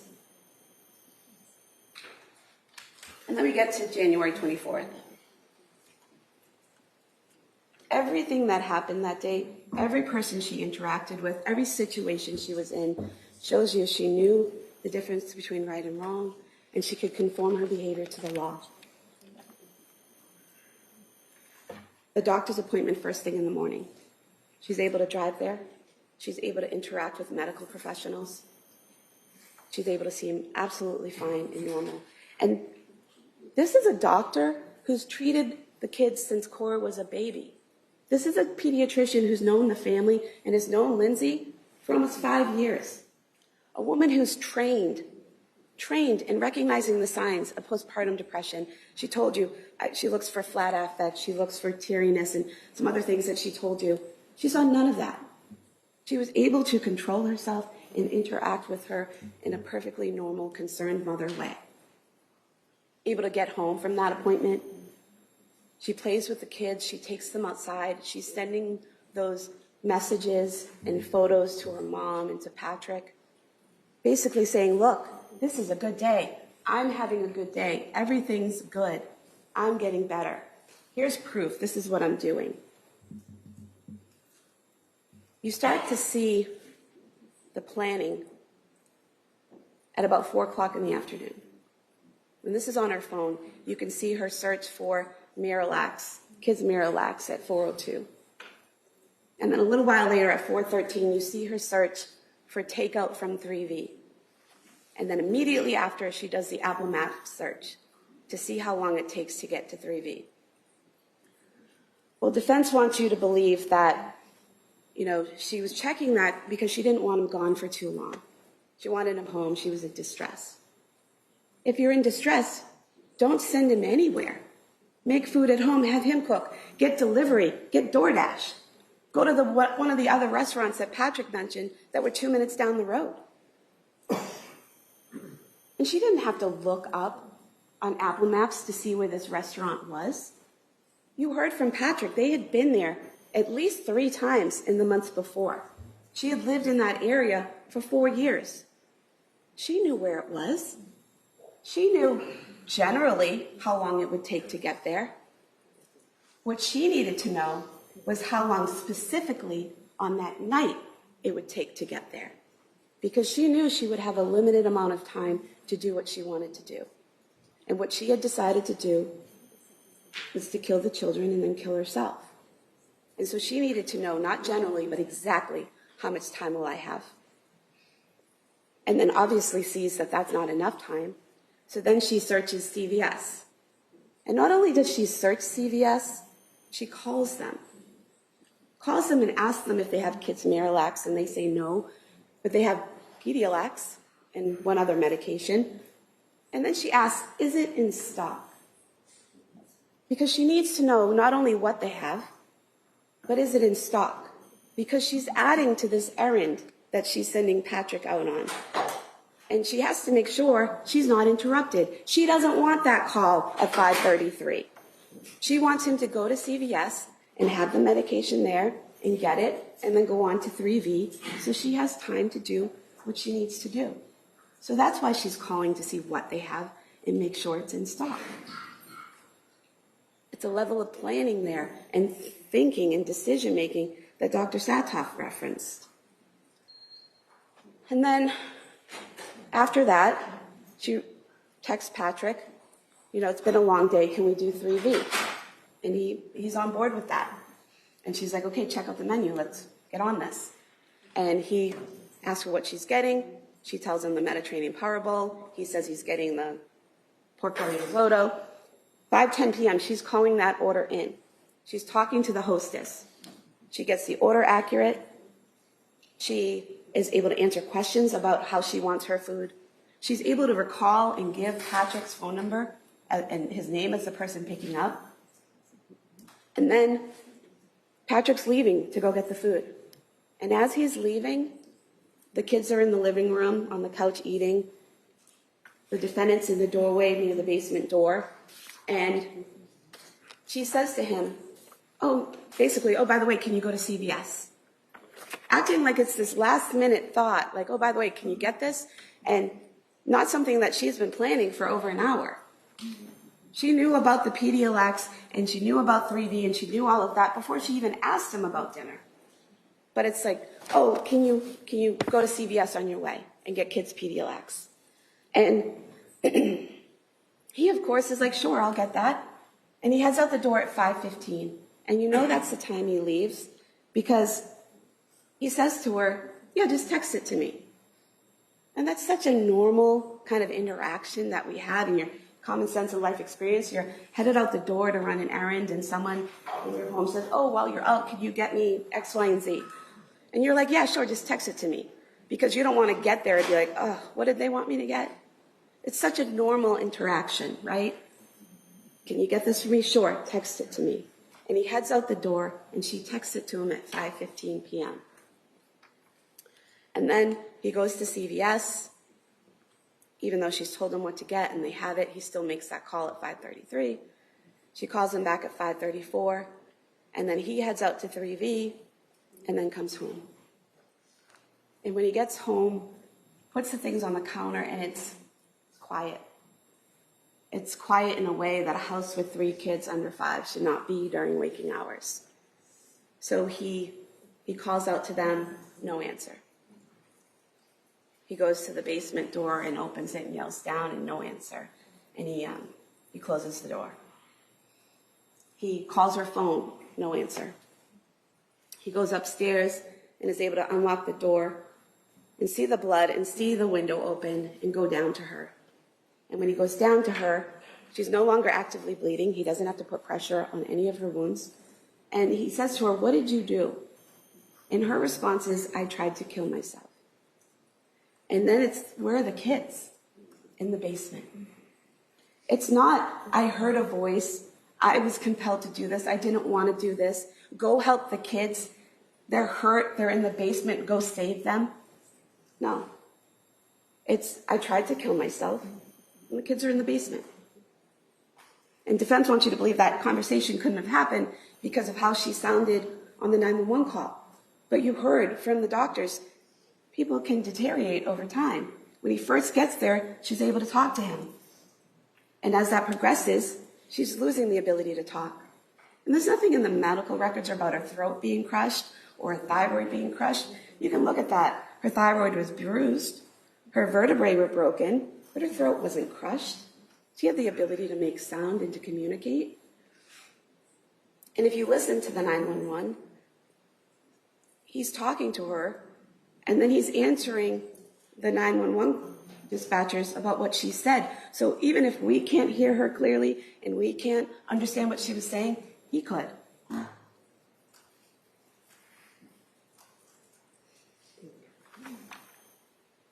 You know from all of the evidence that you have, putting aside the experts, but all the evidence you have in terms of crime scene photos and videos and the witness testimony and all the medical records, you know how she killed them, where she killed them, what time she killed them, and the order that she killed them in. Even without what she told the doctors about the order, that's something you can infer from the evidence. Because you know, in order to bring the kids to the basement and strangle each one of them, and then come upstairs and get a knife and have a phone call, and then go upstairs to the second floor and either take handfuls of pills or crush them however she did it, take the pills, and then cut herself. And it's not just 3 cuts, it's the hesitation marks, and then the cuts themselves. And then you know she bled in a couple spots for a little while, because you heard from Sherry Crook how the pooling in front of the mirror is someone, basically the blood dropping down and someone there for a period of time, and then over closer to the window, the same thing. So she's bleeding in front of the mirror for a period of time, over by the window for a period of time, and then she goes out of the window. And whether she dove out or climbed out and slid down, whatever you think that evidence shows from the shingles and everything you've seen, whatever happened, she goes out of the window and she's on the ground. And by the time Patrick gets there, she's no longer bleeding. So for all of that to happen in that short amount of time while Patrick's gone, she had to have started killing the kids immediately after he left. Now, defense wants you to believe that it was after the phone call, that after the phone call, she heard the voice and killed the children. But there's a few things about that don't make sense. First is what she told Dr. Satoff, that when she gets the call, she's at the fridge getting chicken nuggets out of the fridge to make dinner. You heard from Patrick, when he's leaving, Dawson is sitting on the couch eating chicken nuggets and green beans. out of a bowl. There's the crime scene photo of 2 bowls on the couch. Yes, the pink one seems to have some vegetables in it, but there's the blue one there as well. And Patrick saw Dawson eating the chicken nuggets and green beans. So why would the defendant make that up? Why would she say she's doing that during the phone call? Because if she's already killed the kids because of a voice and being compelled and it being against her will and she's like a puppet, then she can't get a call and miss it and then call the person back and have a conversation and then hang up. A puppet can't do those things. Those are decisions and choices and actions that she's controlling. So she has to explain away the phone call because her behavior and her ability to have the phone call don't make sense if she's being compelled by her voice, if she's not in control. And you, further on that, you have the phone. You have the flights climbed. There were 2 flights climbed. You can see, you have Ian Whiffin's report. You can see there were 2 flights climbed. The first ends at 5:33. So it makes sense that she has killed the kids in the basement and she has come up the stairs, and at 5:33, she's in the kitchen and she's getting the knife. And then Patrick calls. Everything she's done, everything from the research to making sure what they had, to telling him to get it, to making sure it's on stock, all of that, and he still calls her, he still interrupts her. And then she gets the knife and she goes upstairs, and she's at the top of the stairs by 5:38. So the phone calls from 5:33 to just before 5:35. So if you want to believe that the voice happened after the call, and the killing of the kids happened after the call, between 5:33 and 5:38, she doesn't go down and come back up and come back up and come back up. There's nothing on that phone about that. And there wouldn't be enough time for her to bring those kids down to the basement and strangle each one in 3 minutes. You heard from the doctors, and Dr. Lapisato included, it could take up to 30 seconds for each child to go unconscious. And then strangulation would have to continue for another 1 to 2 minutes to cause death. And Dr. Lapisato wanted you to believe that the band could just stay there around their necks by themselves. But you have the bands. They're exercise bands. You pull them, they resist, you let go, they snap back. I had to hold them up to show her in circles like around someone's neck. And when I let go, they expanded. They don't stay around someone's neck on their own. You have to pull them. And you know they weren't knotted. Patrick never testified that they were knotted, so I'll take this one. He testified that he didn't have a clear memory, but he remembered that they were possibly looped. And I asked him, like, when you're tying your shoe, that first loop before you do a bow? And he said, yeah, kind of like that. So not knotted, not tied, but even his memory wasn't the best. You heard him on that call. And that's why we had to play the call for you, because you could hear him. You could hear when he found each kid. And you knew that he had the phone with him when he found each kid, because his voice, it never sounded like he was in another room. It always sounded so painfully right there. And so you know he's holding the phone and he's not untying knots, and he wouldn't have had the time to untie knots in that short amount of time. And then you have the firefighters looking in the window, seeing him with Dawson, and he's not untying a knot or unlooping something. They say they see him in an unwinding motion, unwrapping. That's why you had to listen to the 911, to show that she did stand over their limp bodies and strangle them for 1 to 2 minutes after they went unconscious. Because those weren't knotted. They weren't tied. They don't just stay there on their own.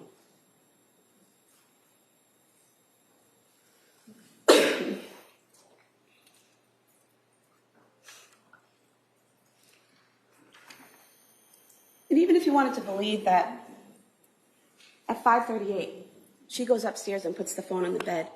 And then she goes down and kills the kids, and she does everything. 5:38 to just after 6 p.m. because he's making the call to her at 6:09. There's not enough time between 5:38 and just after 6 p.m. to kill all 3 kids, to get the knife, to take the pills, to cut herself, to bleed, to go out of the window, to stop bleeding, and Patrick to get there. In 20-odd minutes, it's not enough time. So you know she killed those kids as soon as he left. And when she got the call from him, she had already strangled them. And she didn't tell him. She didn't ask for help. She didn't say, oh my God, what have I done? She's a nurse. She didn't go down and try to do CPR and help them. No, she lied. She stayed calm. She presented herself as normal. She had complete control over her behavior and her emotions. She had a normal conversation with him because she didn't want him coming home, because she needed to finish her plan. She still had to kill herself. So why did she do it? Defense would have you believe that a mother who was this good, who loved her kids this much, which we're not denying, would never harm her kids this way unless she was so mentally ill that she was hearing these command voices and had no choice. But that's not the world we live in. Dr. Resnick told you, most women who kill their children do it in child abuse. Most women who kill their children don't do it because of mental illness. Mothers kill their children, and it's horrible and it's awful, but it happens. So why did she specifically do it? She was depressed. She was exhausted. She was done. She didn't want to try anymore. She felt damaged. But those kids were her protective factor. Those kids were keeping her from ending her misery. And so she had to remove the protective factor. And I'm not saying she was happy about it. I'm saying that it was what she had to do to end her misery. But it was a choice. It was a choice. She could have kept trying. She could have, moved down to her mother's. She could have killed herself and left her kids alive. But it was a choice to take them with her. It was a horrible choice. And it's a choice that we don't want to think about that a mother could make, because that doesn't make us feel safe or comfortable in this world. But it's a choice she made.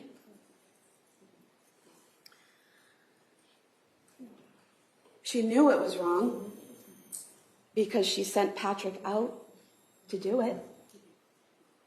She could conform her behavior because she waited until he was gone and didn't tell him what was going on those phone calls, didn't call 911 for help, didn't lock herself in a bathroom upon hearing this voice.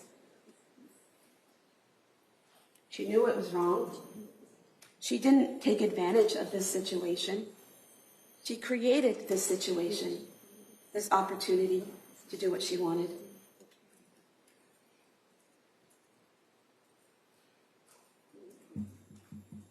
And when she woke in the hospital, and she knew she was alive and the kids weren't, she knew what she did was wrong. She said she felt horrified. And then, while still with a tube in her throat, she's asking, do I have a lawyer?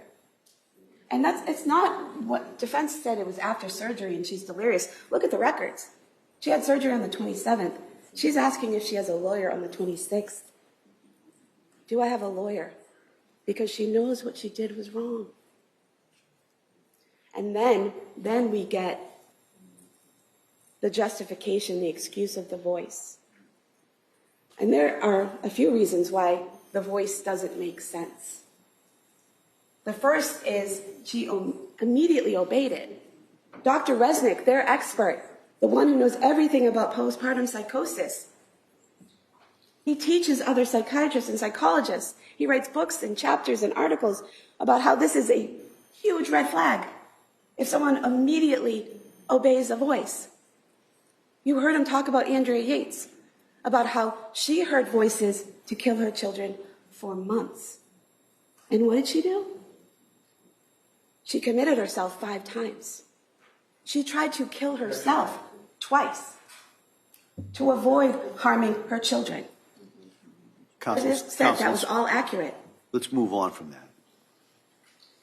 that. Lindsay Clancy hears his voice one time and does it. Doesn't try to lock herself in the bathroom, call Patrick, call 911.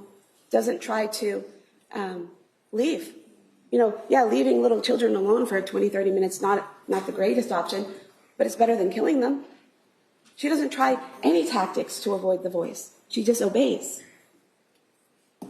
Another red flag that Resnick was asked about and teaches and writes about is that she only heard the voice one time. She never heard it before, and she hasn't heard it since. That's not how that works. It's a red flag that she's making up the voice. Another one is that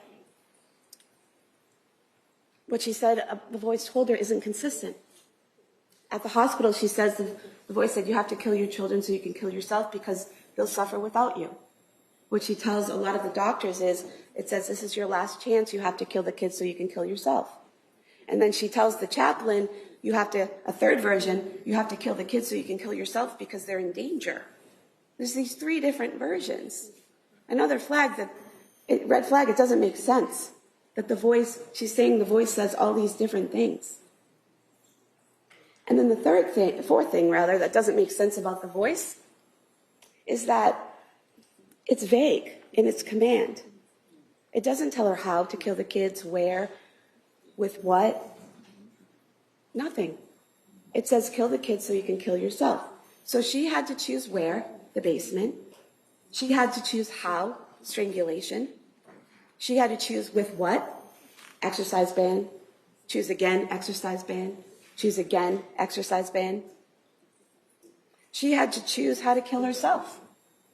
Now, if you're being compelled by this voice, and you have no free will whatsoever, you're just your body's acting on the voice, why wouldn't you just kill yourself the same way you killed the children? You strangled them, you hang yourself. That's acting on compulsion, that's no choice. She tried 3 different ways. And none of them similar to what happened to the kids. And I'll take this other quarter now and explain to you why we got into the superficiality of the wounds and why we got into the height of the window and why we got into how she didn't take enough pills to actually kill herself. We're not saying she didn't want to kill herself. We're talking about that 3rd prong of suicidality that Dr. Satoff talked about. Remember, he talked about aloneness and feeling burdensome, but that 3rd category, capability. She wanted to kill herself, but her natural instinct to live was fighting against that. So she took pills, but you heard the toxicologists, they were all at therapeutic levels or below, except the Seroquel, which was a little elevated. She cut herself, but you saw the cuts on the meaty part of her arm horizontally. No arteries, no major blood vessels. Didn't need to be stitched the next day. The one on her neck didn't need to be stitched at all. She knew as a nurse those weren't going to kill her, but she was trying. And then going out of the window, 12, 13 feet. And she landed the wrong way and ended up paralyzed on the frozen ground. But, the idea that falling out of a 12-foot window is going to definitely kill you, not necessarily. And so she wanted to. She was trying in all these different ways. But she just couldn't get over that 3rd prong, the capability of actually killing herself. And that goes against it being a voice. Because if she's compelled to do it, if this voice is making her do it, she would just do it. There would be no fight. There would be no struggle. There would be no resistance to dying. But there was.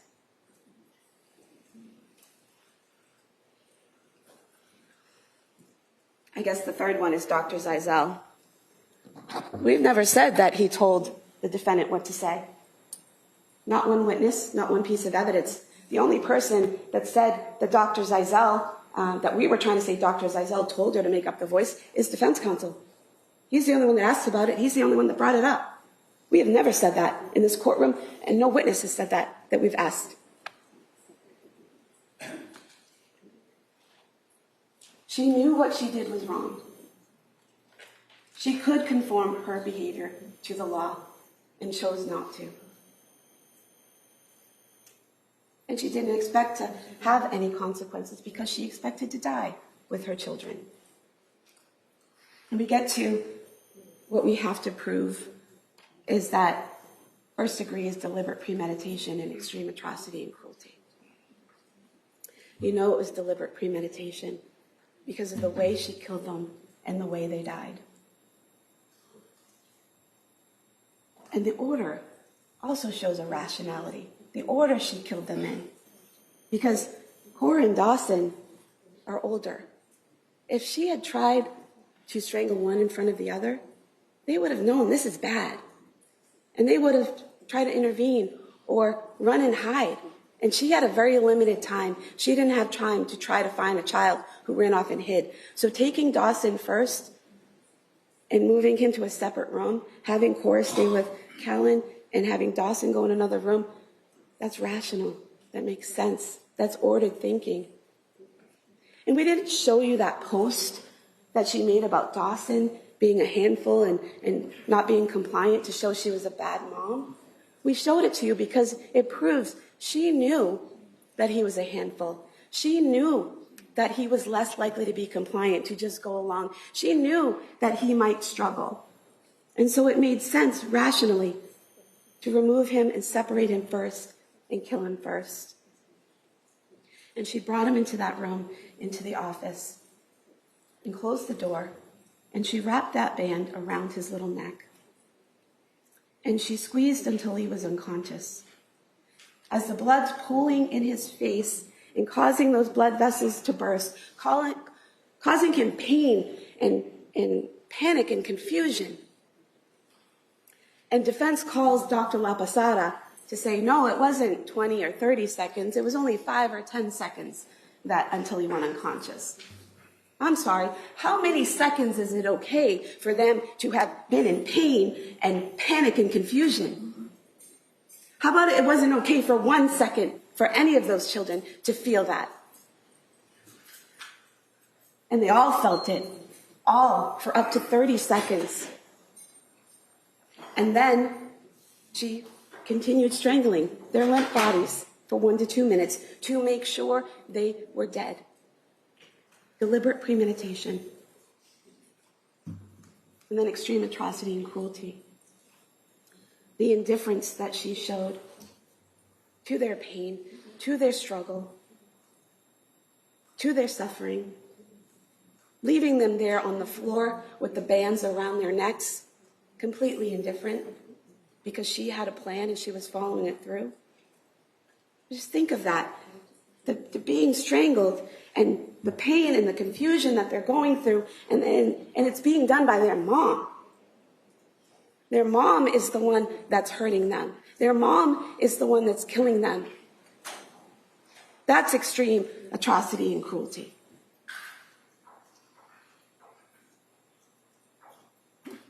She didn't see them in that moment as individual human beings with rights, with dreams, with futures, individually belonging to them. You heard about the 3 kids. Cora wanted to be a doctor and a mom. Dawson wanted to be a firefighter. Callan never got the chance to dream. Who knows what future he would have dreamed for himself.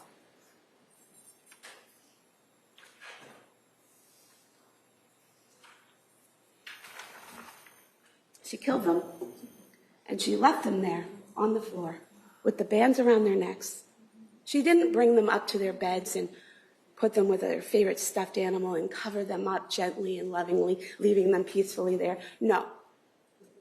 She left them discarded on the basement floor like broken toys because she was done playing the game. You know to a moral certainty. She is guilty.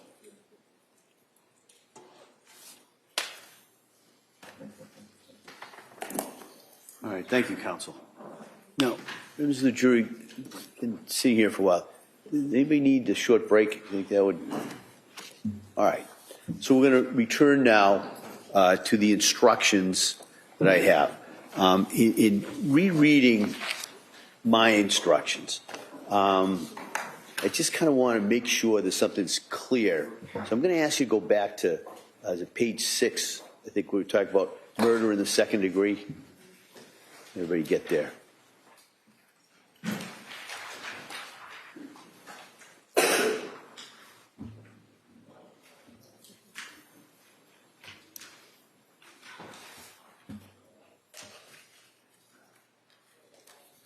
All right. And what I just kind of wanted to make clear, that you may consider the defendant's mental condition at the time of the killing, including any credible evidence of mental impairment or the effect on the defendant of her consumption of prescription drugs, in determining any of the elements in the murder in the second degree charge as well. I mentioned that for some of the others, but and specifically for the charge in murder in the second degree, there's an element regarding intent. Okay? So I just kind of wanted to make that clear. Probably is suggested in that, but as I read through it, I just kind of wanted to remind you that you can, as I said, you can consider the defendant's mental condition at the time of the killing, including any credible evidence of mental impairment or the effect on the defendant of her consumption of prescription drugs, in determining the elements in murder in the second degree. All right? So I hope that cleared things up rather than confusing you any. But now I'm going to go to the general principles in regards to this case. All right. Now, as I said to you before, I'm incorporating the instructions that I gave earlier before the closing arguments with these instructions. So I want to talk about the presumption of innocence and the burden of proof. Once again, the indictments against Ms. Clancy are only an accusation. They're not evidence. The defendant has denied that she's guilty of the crimes charged in these indictments. The law presumes the defendant to be innocent of the charges against her. This presumption of innocence is a rule of law that compels you to find the defendant not guilty unless and until the Commonwealth produces evidence from whatever source that proves that the defendant is guilty beyond a reasonable doubt. This burden of proof never shifts. The defendant is not required to call any witnesses or produce any evidence, since she is presumed to be innocent. The presumption of innocence stays with the defendant unless and until the evidence convinces you, unanimously as a jury, that the defendant is guilty beyond a reasonable doubt. It requires you to find the defendant not guilty unless your guilt has been proved beyond a reasonable doubt. Your verdict, whether it is guilty or not guilty, must be unanimous. All right. Now, reasonable doubt. The burden is on the Commonwealth to prove beyond a reasonable doubt that the defendant is guilty of the charges made against her, as I just told you. But what is proof beyond a reasonable doubt? Well, the term is often used and probably pretty well understood, though it's not easily defined. Proof beyond a reasonable doubt does not mean proof beyond all possible doubt, for everything in the lives of human beings is open to some possible or imaginary doubt. A charge is proved beyond a reasonable doubt if, after you've compared and considered all of the evidence, you have in your minds an abiding conviction to a moral certainty that the charge is true. When we refer to moral certainty, we mean the highest degree of certainty possible in matters relating to human affairs, based solely on the evidence that has been put before you in this case. I've told you that every person is presumed to be innocent until she is proved guilty, and that the burden of proof is on the prosecutor. If you evaluate all the evidence and you still have a reasonable doubt remaining, the defendant is entitled to the benefit of that doubt and must be acquitted. It is not enough for the Commonwealth to establish a probability, even a strong probability, that the defendant is more likely to be guilty than not guilty. That is not enough. Instead, the evidence must convince you of the defendant's guilt to a reasonable and moral certainty, a certainty that convinces your understanding and satisfies your reason and judgment as jurors who are sworn to act conscientiously on the evidence. This is what we mean by proof beyond a reasonable doubt. Now, I want to talk initially about my function of the judge. My function as a judge in this case has been to see that the trial was conducted fairly, efficiently, and in an orderly manner. It's also my responsibility to rule on what you may consider as evidence and to instruct you on the law that applies in this case. It's your duty as jurors in this case to accept the law as I stated to you. You should consider all of my instructions as a whole. You may not ignore any instruction or give special attention to any one instruction. You must follow the law as I give it to you, whether you agree with it or not. That's not just because I'm the judge. It's because every person who comes to court for trial is equal and is subject to the same law. And if jurors in each case were to apply what they thought the law should be, and the jurors in different cases had different views, then the parties in those cases would not be treated equally. The law that I'm instructing you on is the law that has been established by our legislature and our appellate courts, and it applies to everyone. And you must apply the law as I instruct you. Function of the jury. Your function is to determine the facts of this case. You are the sole and exclusive judges of the facts. You alone determine what evidence to accept, how important any evidence is that you do accept, and what conclusions to draw from all the evidence. You must apply the law as I give it to you, to the facts as you determine them to be, in order to decide whether the Commonwealth has proven its case. You should determine the facts solely on a fair consideration of the evidence.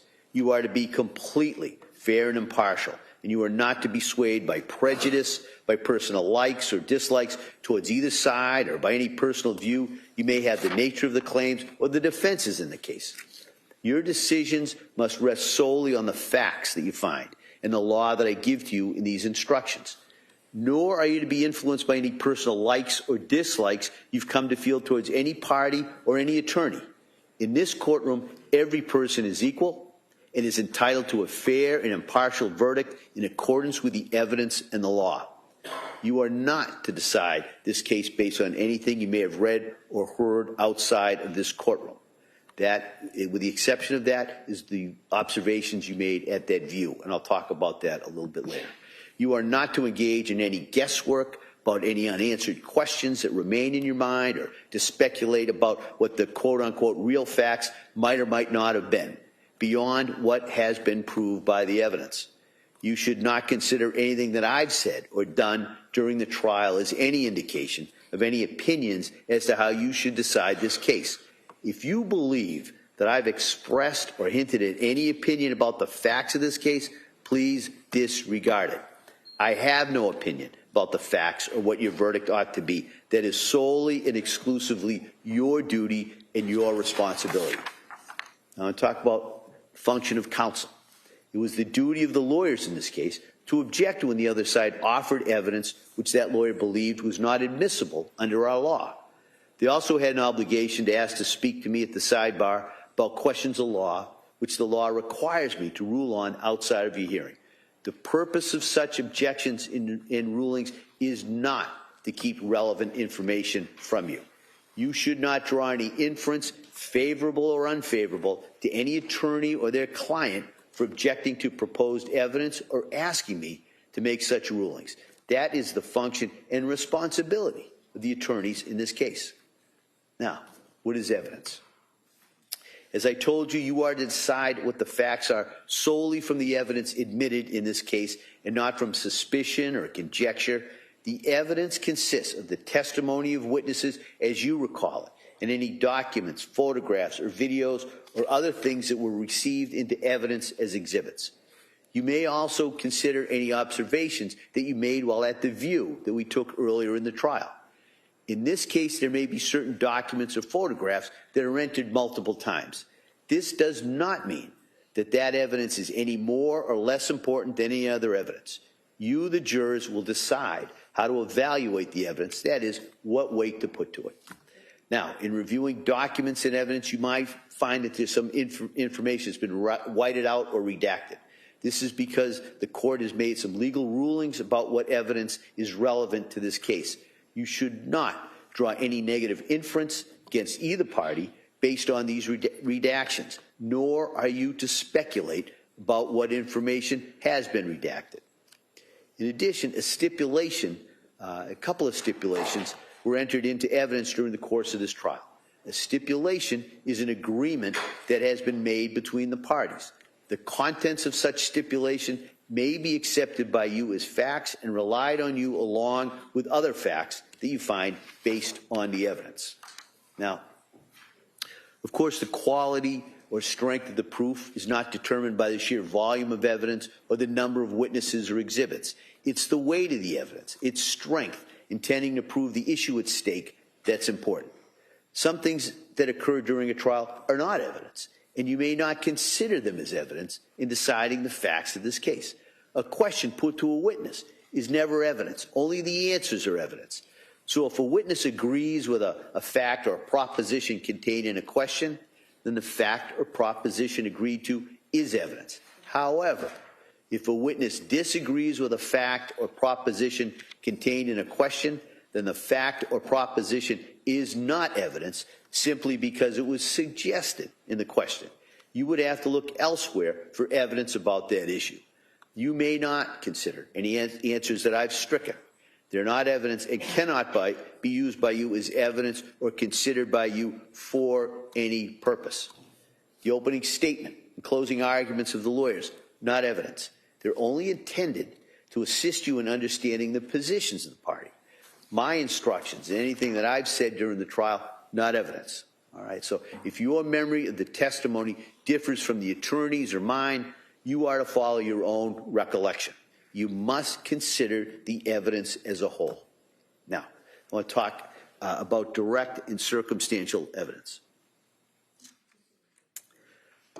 There are two types of evidence that you may use to determine the facts in this case. There's direct evidence and there's circumstantial evidence. The law allows both direct and circumstantial evidence in a criminal case, and circumstantial evidence alone may be sufficient to establish guilt beyond a reasonable doubt.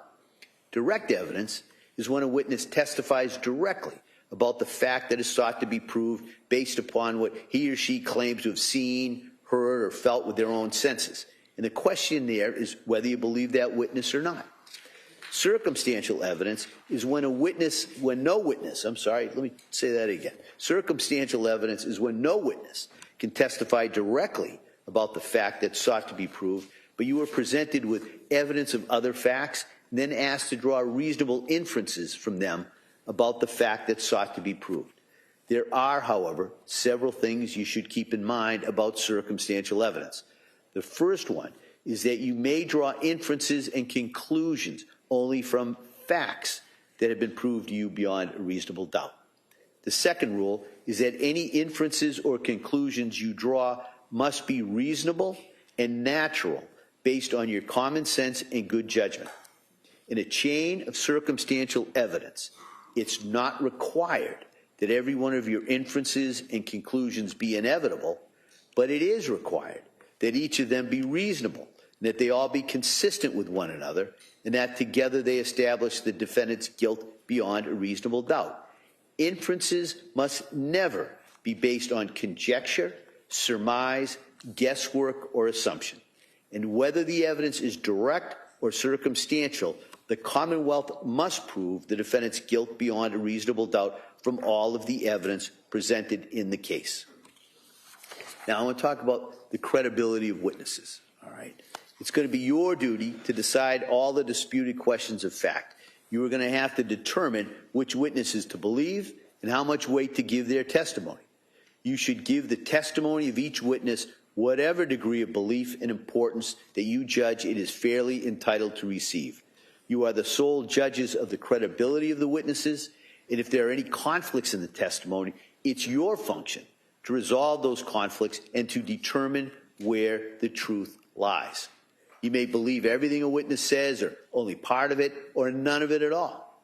If you do not believe a witness's testimony that something happened, of course, your disbelief is not evidence that it did not happen. When you disbelieve a witness, it just means that you have to look elsewhere for credible evidence about that issue. And when deciding whether to believe a witness and how much importance to give a witness's testimony, you must look at all the evidence, drawing on your own common sense and experience of life.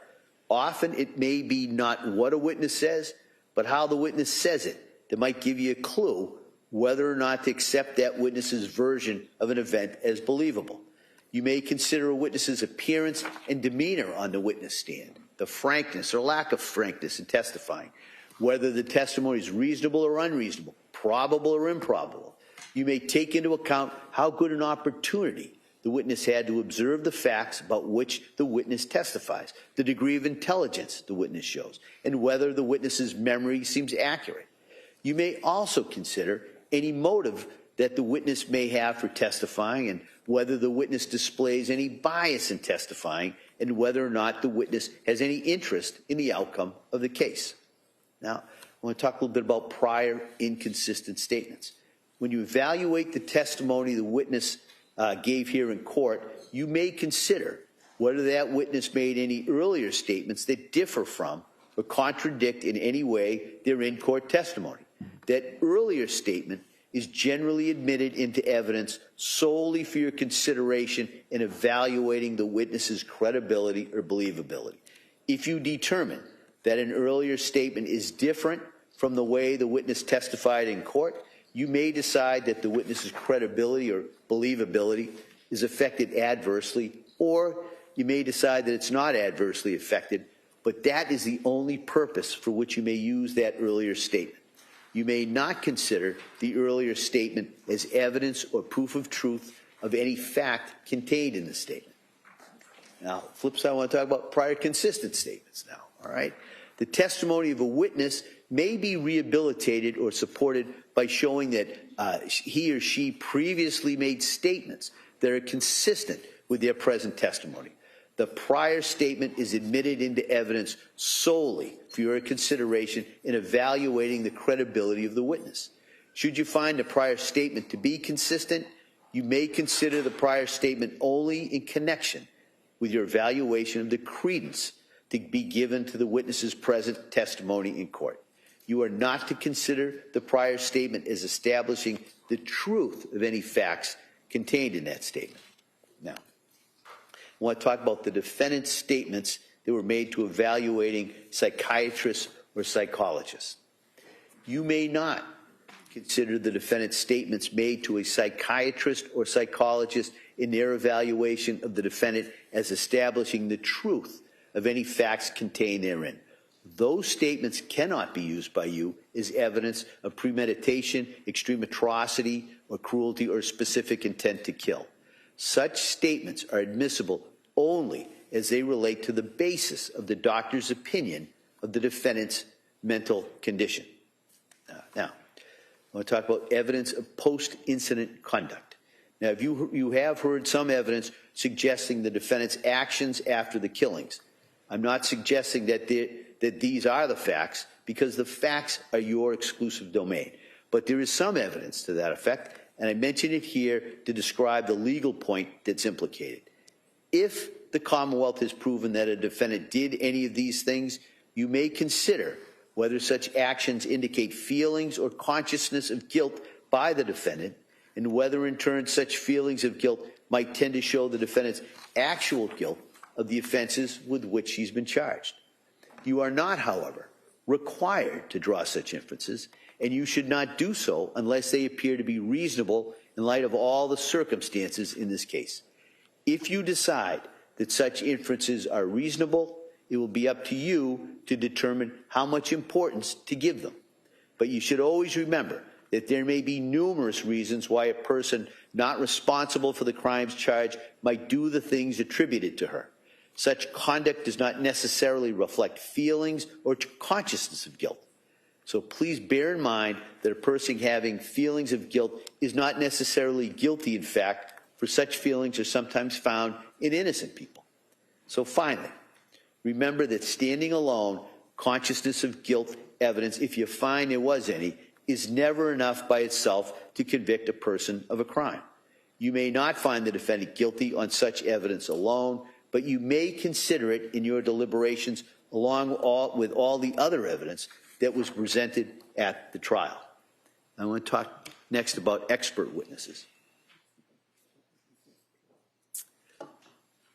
Now, there were a number of expert witnesses in this case. This term refers to witnesses who have specialized training or experience in a particular field. Generally, in cases that are tried in our courts, both civil and criminal, witnesses may testify only to facts that are within their own personal knowledge, that is, things they have personally seen or heard or felt. Because a particular witness has specialized training in their field does not put that witness on a higher level than any other witness, and you are to treat an expert witness just as you would treat any other witness. You may believe all of the expert's testimony, none of it, or anything between those two extremes. There is no requirement for you to believe an expert merely because they are an expert. As with any other witness, it's completely up to you to decide whether you accept the testimony of an expert witness, including the opinions that the witness gave. It's also entirely up to you to decide whether you accept the facts relied on by the expert and decide what conclusions, if any, you draw from the expert's testimony. You must, as has been explained, keep firmly in mind that you alone decide what the facts are. If you conclude that an expert's opinion is not based on the facts as you find those facts to be, then you may reject the testimony and the opinion of the expert in whole or in part. You are also free to reject the testimony and the opinion of an expert witness in whole or in part if you determine that the witness's opinion is not based on sufficient education, experience, or that the testimony of the witness was motivated by some bias or interest in this case. All right? Now, you may have noticed that Ms. Clancy did not testify at this trial. The defendant has an absolute right not to testify, since the entire burden of proof in this case is on the Commonwealth to prove that the defendant is guilty. It is not up to the defendant to prove that she is innocent. Under our system of law, a defendant has a perfect right to say to the Commonwealth, quote, "You have the burden of proving your case against me beyond a reasonable doubt. I do not have to say a word," unquote. The fact that the defendant did not testify has nothing to do with the question of whether she's guilty or not guilty. You are not to draw any adverse inference against the defendant because she did not testify. You are not to consider it in any way or even discuss it in your deliberations. You must determine whether the Commonwealth has proved its case against the defendant based solely on the testimony of the witnesses and the exhibits. Now, speaking of the exhibits, now I'm going to talk about that. You will have all the exhibits and the stipulations with you in the jury room. If there's a need to play an exhibit or view one, the court will make a computer available for you to use. The things you heard me say we're marking for identification only are not evidence, and you're not going to have those items with you in the jury room because they're not technically part of the evidence. We marked them so we could keep track of them as we went from witness to witness, and there'd be a clear record of some of the rulings I made. So coming back, however, the exhibits that were introduced in evidence, you'll have those with you. You alone will decide the weight that they deserve to receive in helping you make your ultimate judgment about whether the Commonwealth has proven its case. You're not required to believe something simply because it's written on a piece of paper or it appears in a photograph. You're not, of course, required to disbelieve it just because it appears there either. Whether to believe what an exhibit purports to show and how much weight to give the exhibit is entirely up to you to decide. Now, the view. Early in the trial, we drove by some sites and visited an address in Duxbury. As I told you at the time, we referred to that as a view. The purpose of the view was to help you better understand the evidence that you heard during the trial and to help you appreciate the location and its surroundings. The view is part of the case. The observations that you made while on the view may be used and considered in your deliberations in reaching a verdict. Now, I want to talk a little bit about some photographs. The Commonwealth has introduced certain photographs depicting the victims. You'll have those photographs with you during your deliberations. The images depicted are not pleasant. As I instructed you at the time they were introduced, your verdict must not in any way be influenced by the fact that these images are unpleasant or graphic. The defendant is entitled to a verdict based solely on the evidence and not one based on pity or sympathy for the decedents, which might be occasioned by the images depicted. Consider those exhibits only as they may draw attention to a clinical, medical status, or nature of the victim's injuries, the cause of their death, or to the nature of the incident itself. Now, about notes. At the outset of the case, I spoke to you regarding the use of notes, and I want to repeat it this time. Your notes are only an aid to memory and should not be given any precedent over your independent recollection of the facts. Whether you took notes or you didn't, you must rely on your own memory. Do not use your notes to try to persuade your fellow jurors of the accuracy of your reflections, and no juror should be influenced by the notes of other jurors. Your notes are not official or even unofficial transcripts, all right?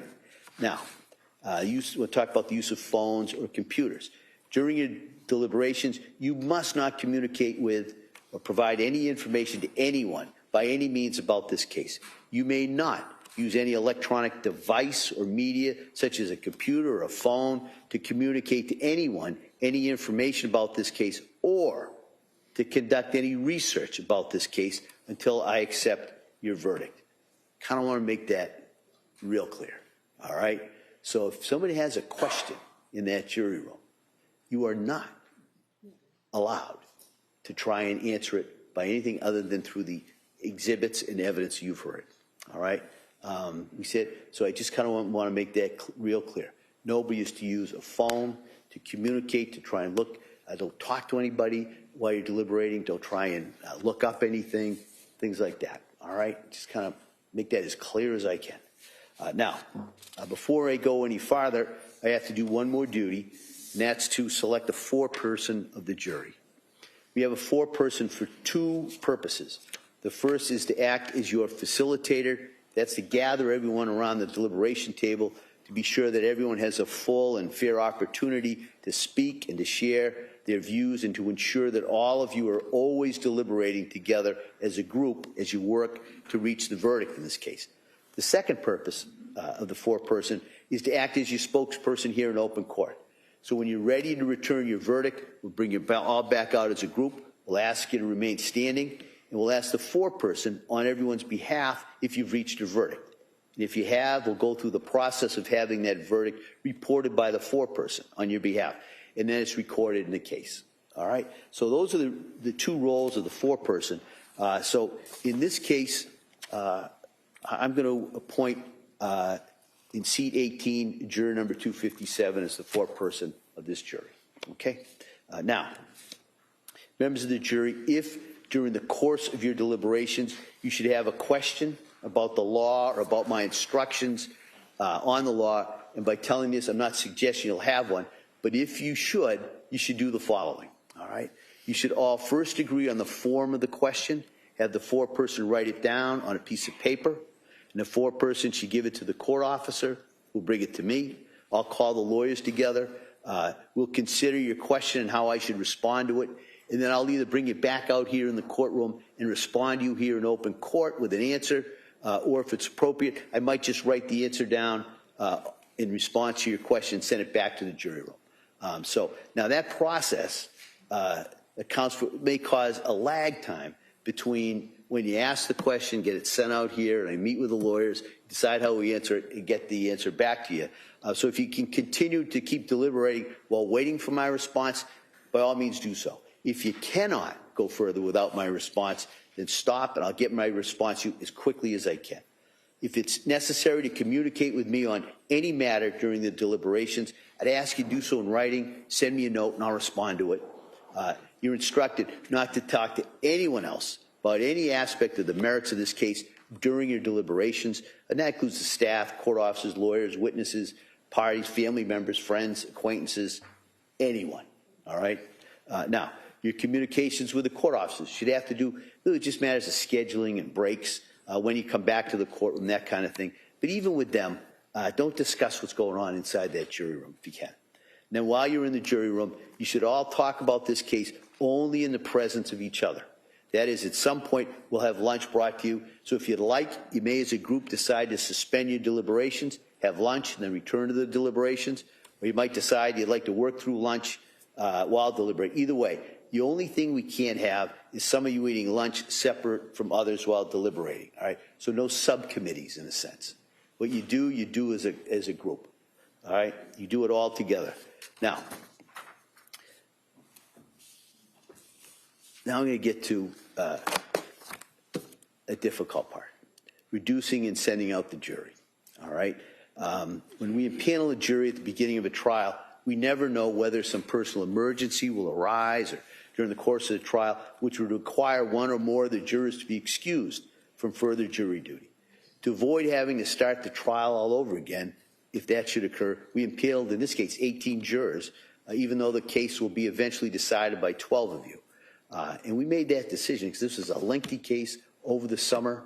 The time has now come to reduce that number. This is especially difficult in this case, where all 18 of you have been equally dedicated and attentive to this case during the course of this trial, but the case is to be decided by 12, all right? And so the way it's done is the clerk will draw the alternates' names, we put all the numbers, the exclusion of the foreperson, and then we'll draw out the names randomly for the alternates. And the purpose of the alternate, for those of you who are selected, is that even during the course of deliberations, sometimes things happen. You know, one of the deliberating jurors gets sick or a family emergency, and so we may, and it happens fairly regularly, that would have to substitute one of the alternate jurors into the deliberating jurors, because if we didn't have the alternate jurors still here, we'd have to start all over again. So that's why we do it. It doesn't make it any easier, but I thought I'd just explain to you why we have to do that. As I put in here, fate makes you an alternate juror. Don't take it personally. Your presence to this point and continuing availability, if you should be needed, is an important contribution. The court officers will make you as comfortable as possible while the jury deliberates.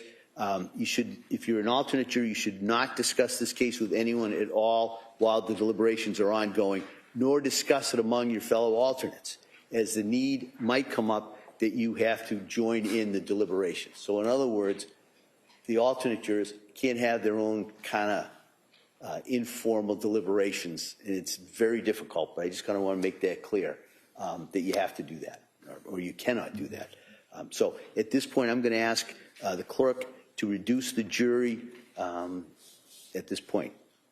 The following jurors are chosen as alternates.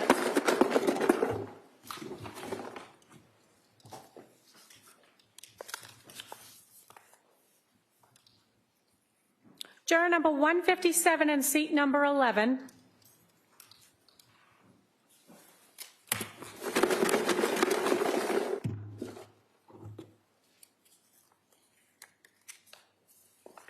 Juror number 162 in seat number 12.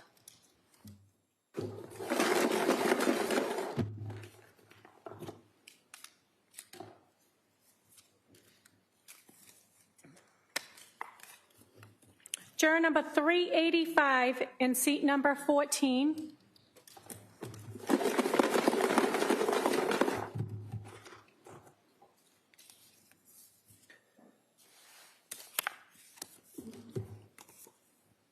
Juror number 122 in seat number 6.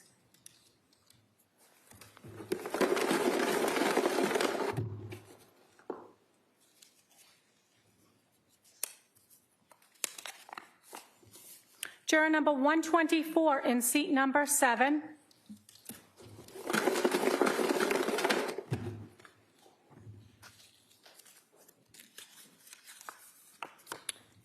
And juror number 245 in seat number 15.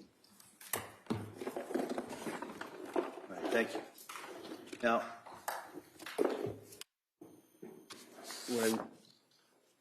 what I kind of forgot to talk about, I mentioned it with the foreperson and everyone in regards to the verdict, just the verdict slip. This is the verdict slip. This is what it looks like. There will be a verdict slip for each count, and it says right there's a count regarding Cora Clancy, there's a count regarding Dawson Clancy, and there's a count regarding Callum Clancy. And on each of those, there's a box for not guilty by lack of criminal responsibility, guilty of murder in the first degree by the theory of deliberate premeditation or extreme atrocity and cruelty. There's a box for guilty of murder in the second degree. There's a box for manslaughter. So when you have reached a unanimous verdict as to which verdict it is, the foreperson is to check that box that is applicable to the decision, sign it and date it, and let the court officers know that we have a verdict. Okay, so it's pretty self-explanatory, but I just kind of wanted to let you know that. Now, I know I'm not telling you anything you don't know when I tell you that reaching a verdict in this case is not necessarily going to be an easy task. It's going to require conscientious service on your part and a conscientious approach to your duty as jurors. I suggest, respectfully, that each approach it with a mutual respect for the opinions of your fellow jurors. They have a disposition to listen to each other. Don't be afraid to change your own opinion if the discussion persuades you that you should, but don't come to a decision simply because other jurors feel it's the right decision. It's your decision, all right? Each of you must decide this case for yourselves, and you should do so only after you considered all the evidence, discuss it fully with your fellow jurors, and listen to the views of your fellow jurors. You all heard the same evidence. You've all heard it with the same degree of attention.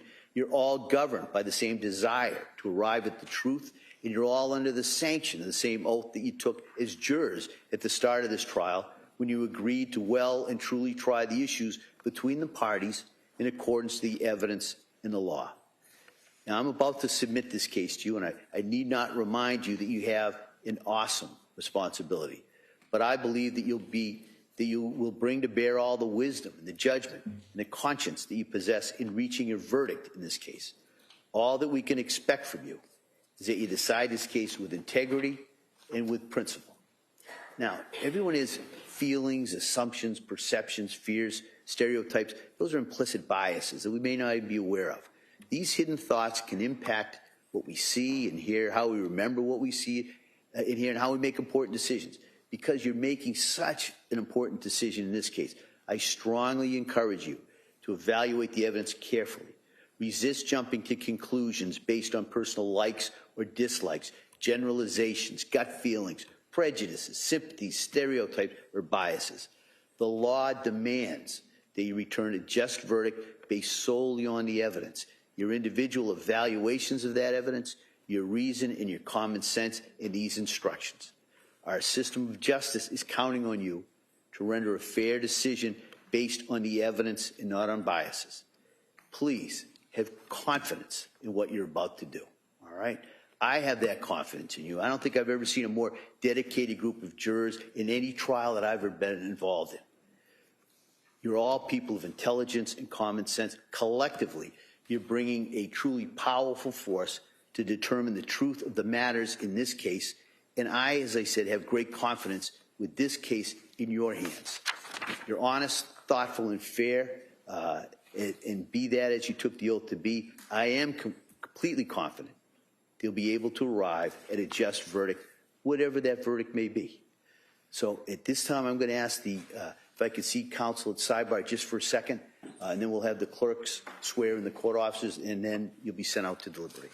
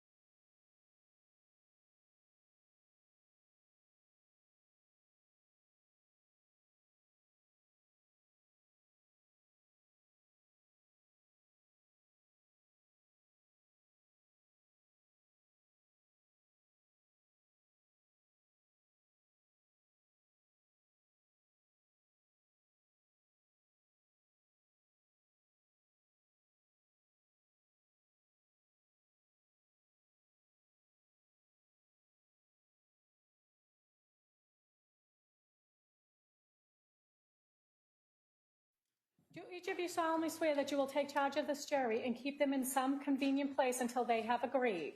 That you will not speak to them yourselves nor suffer anyone else to speak to them, except by order of the court, so help you God? As to the alternate jurors, keep your hands raised.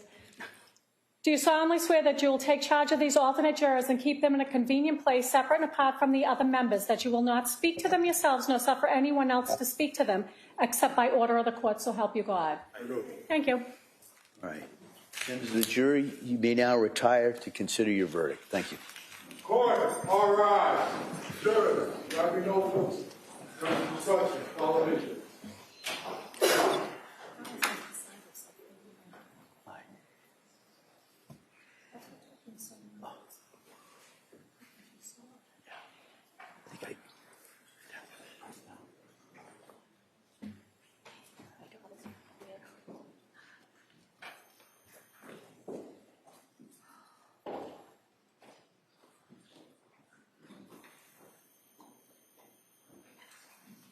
Jurors have exited the courtroom. All right, everybody can be seated.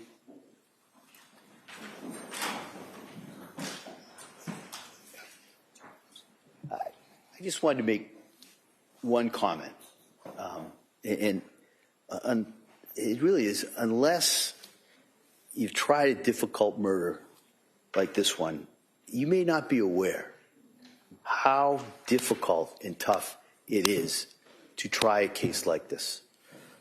It's emotionally taxing, it's intellectually challenging, it's physically exhausting. So I just wanted to commend all three counsel for their work and their efforts in this case, in this trial.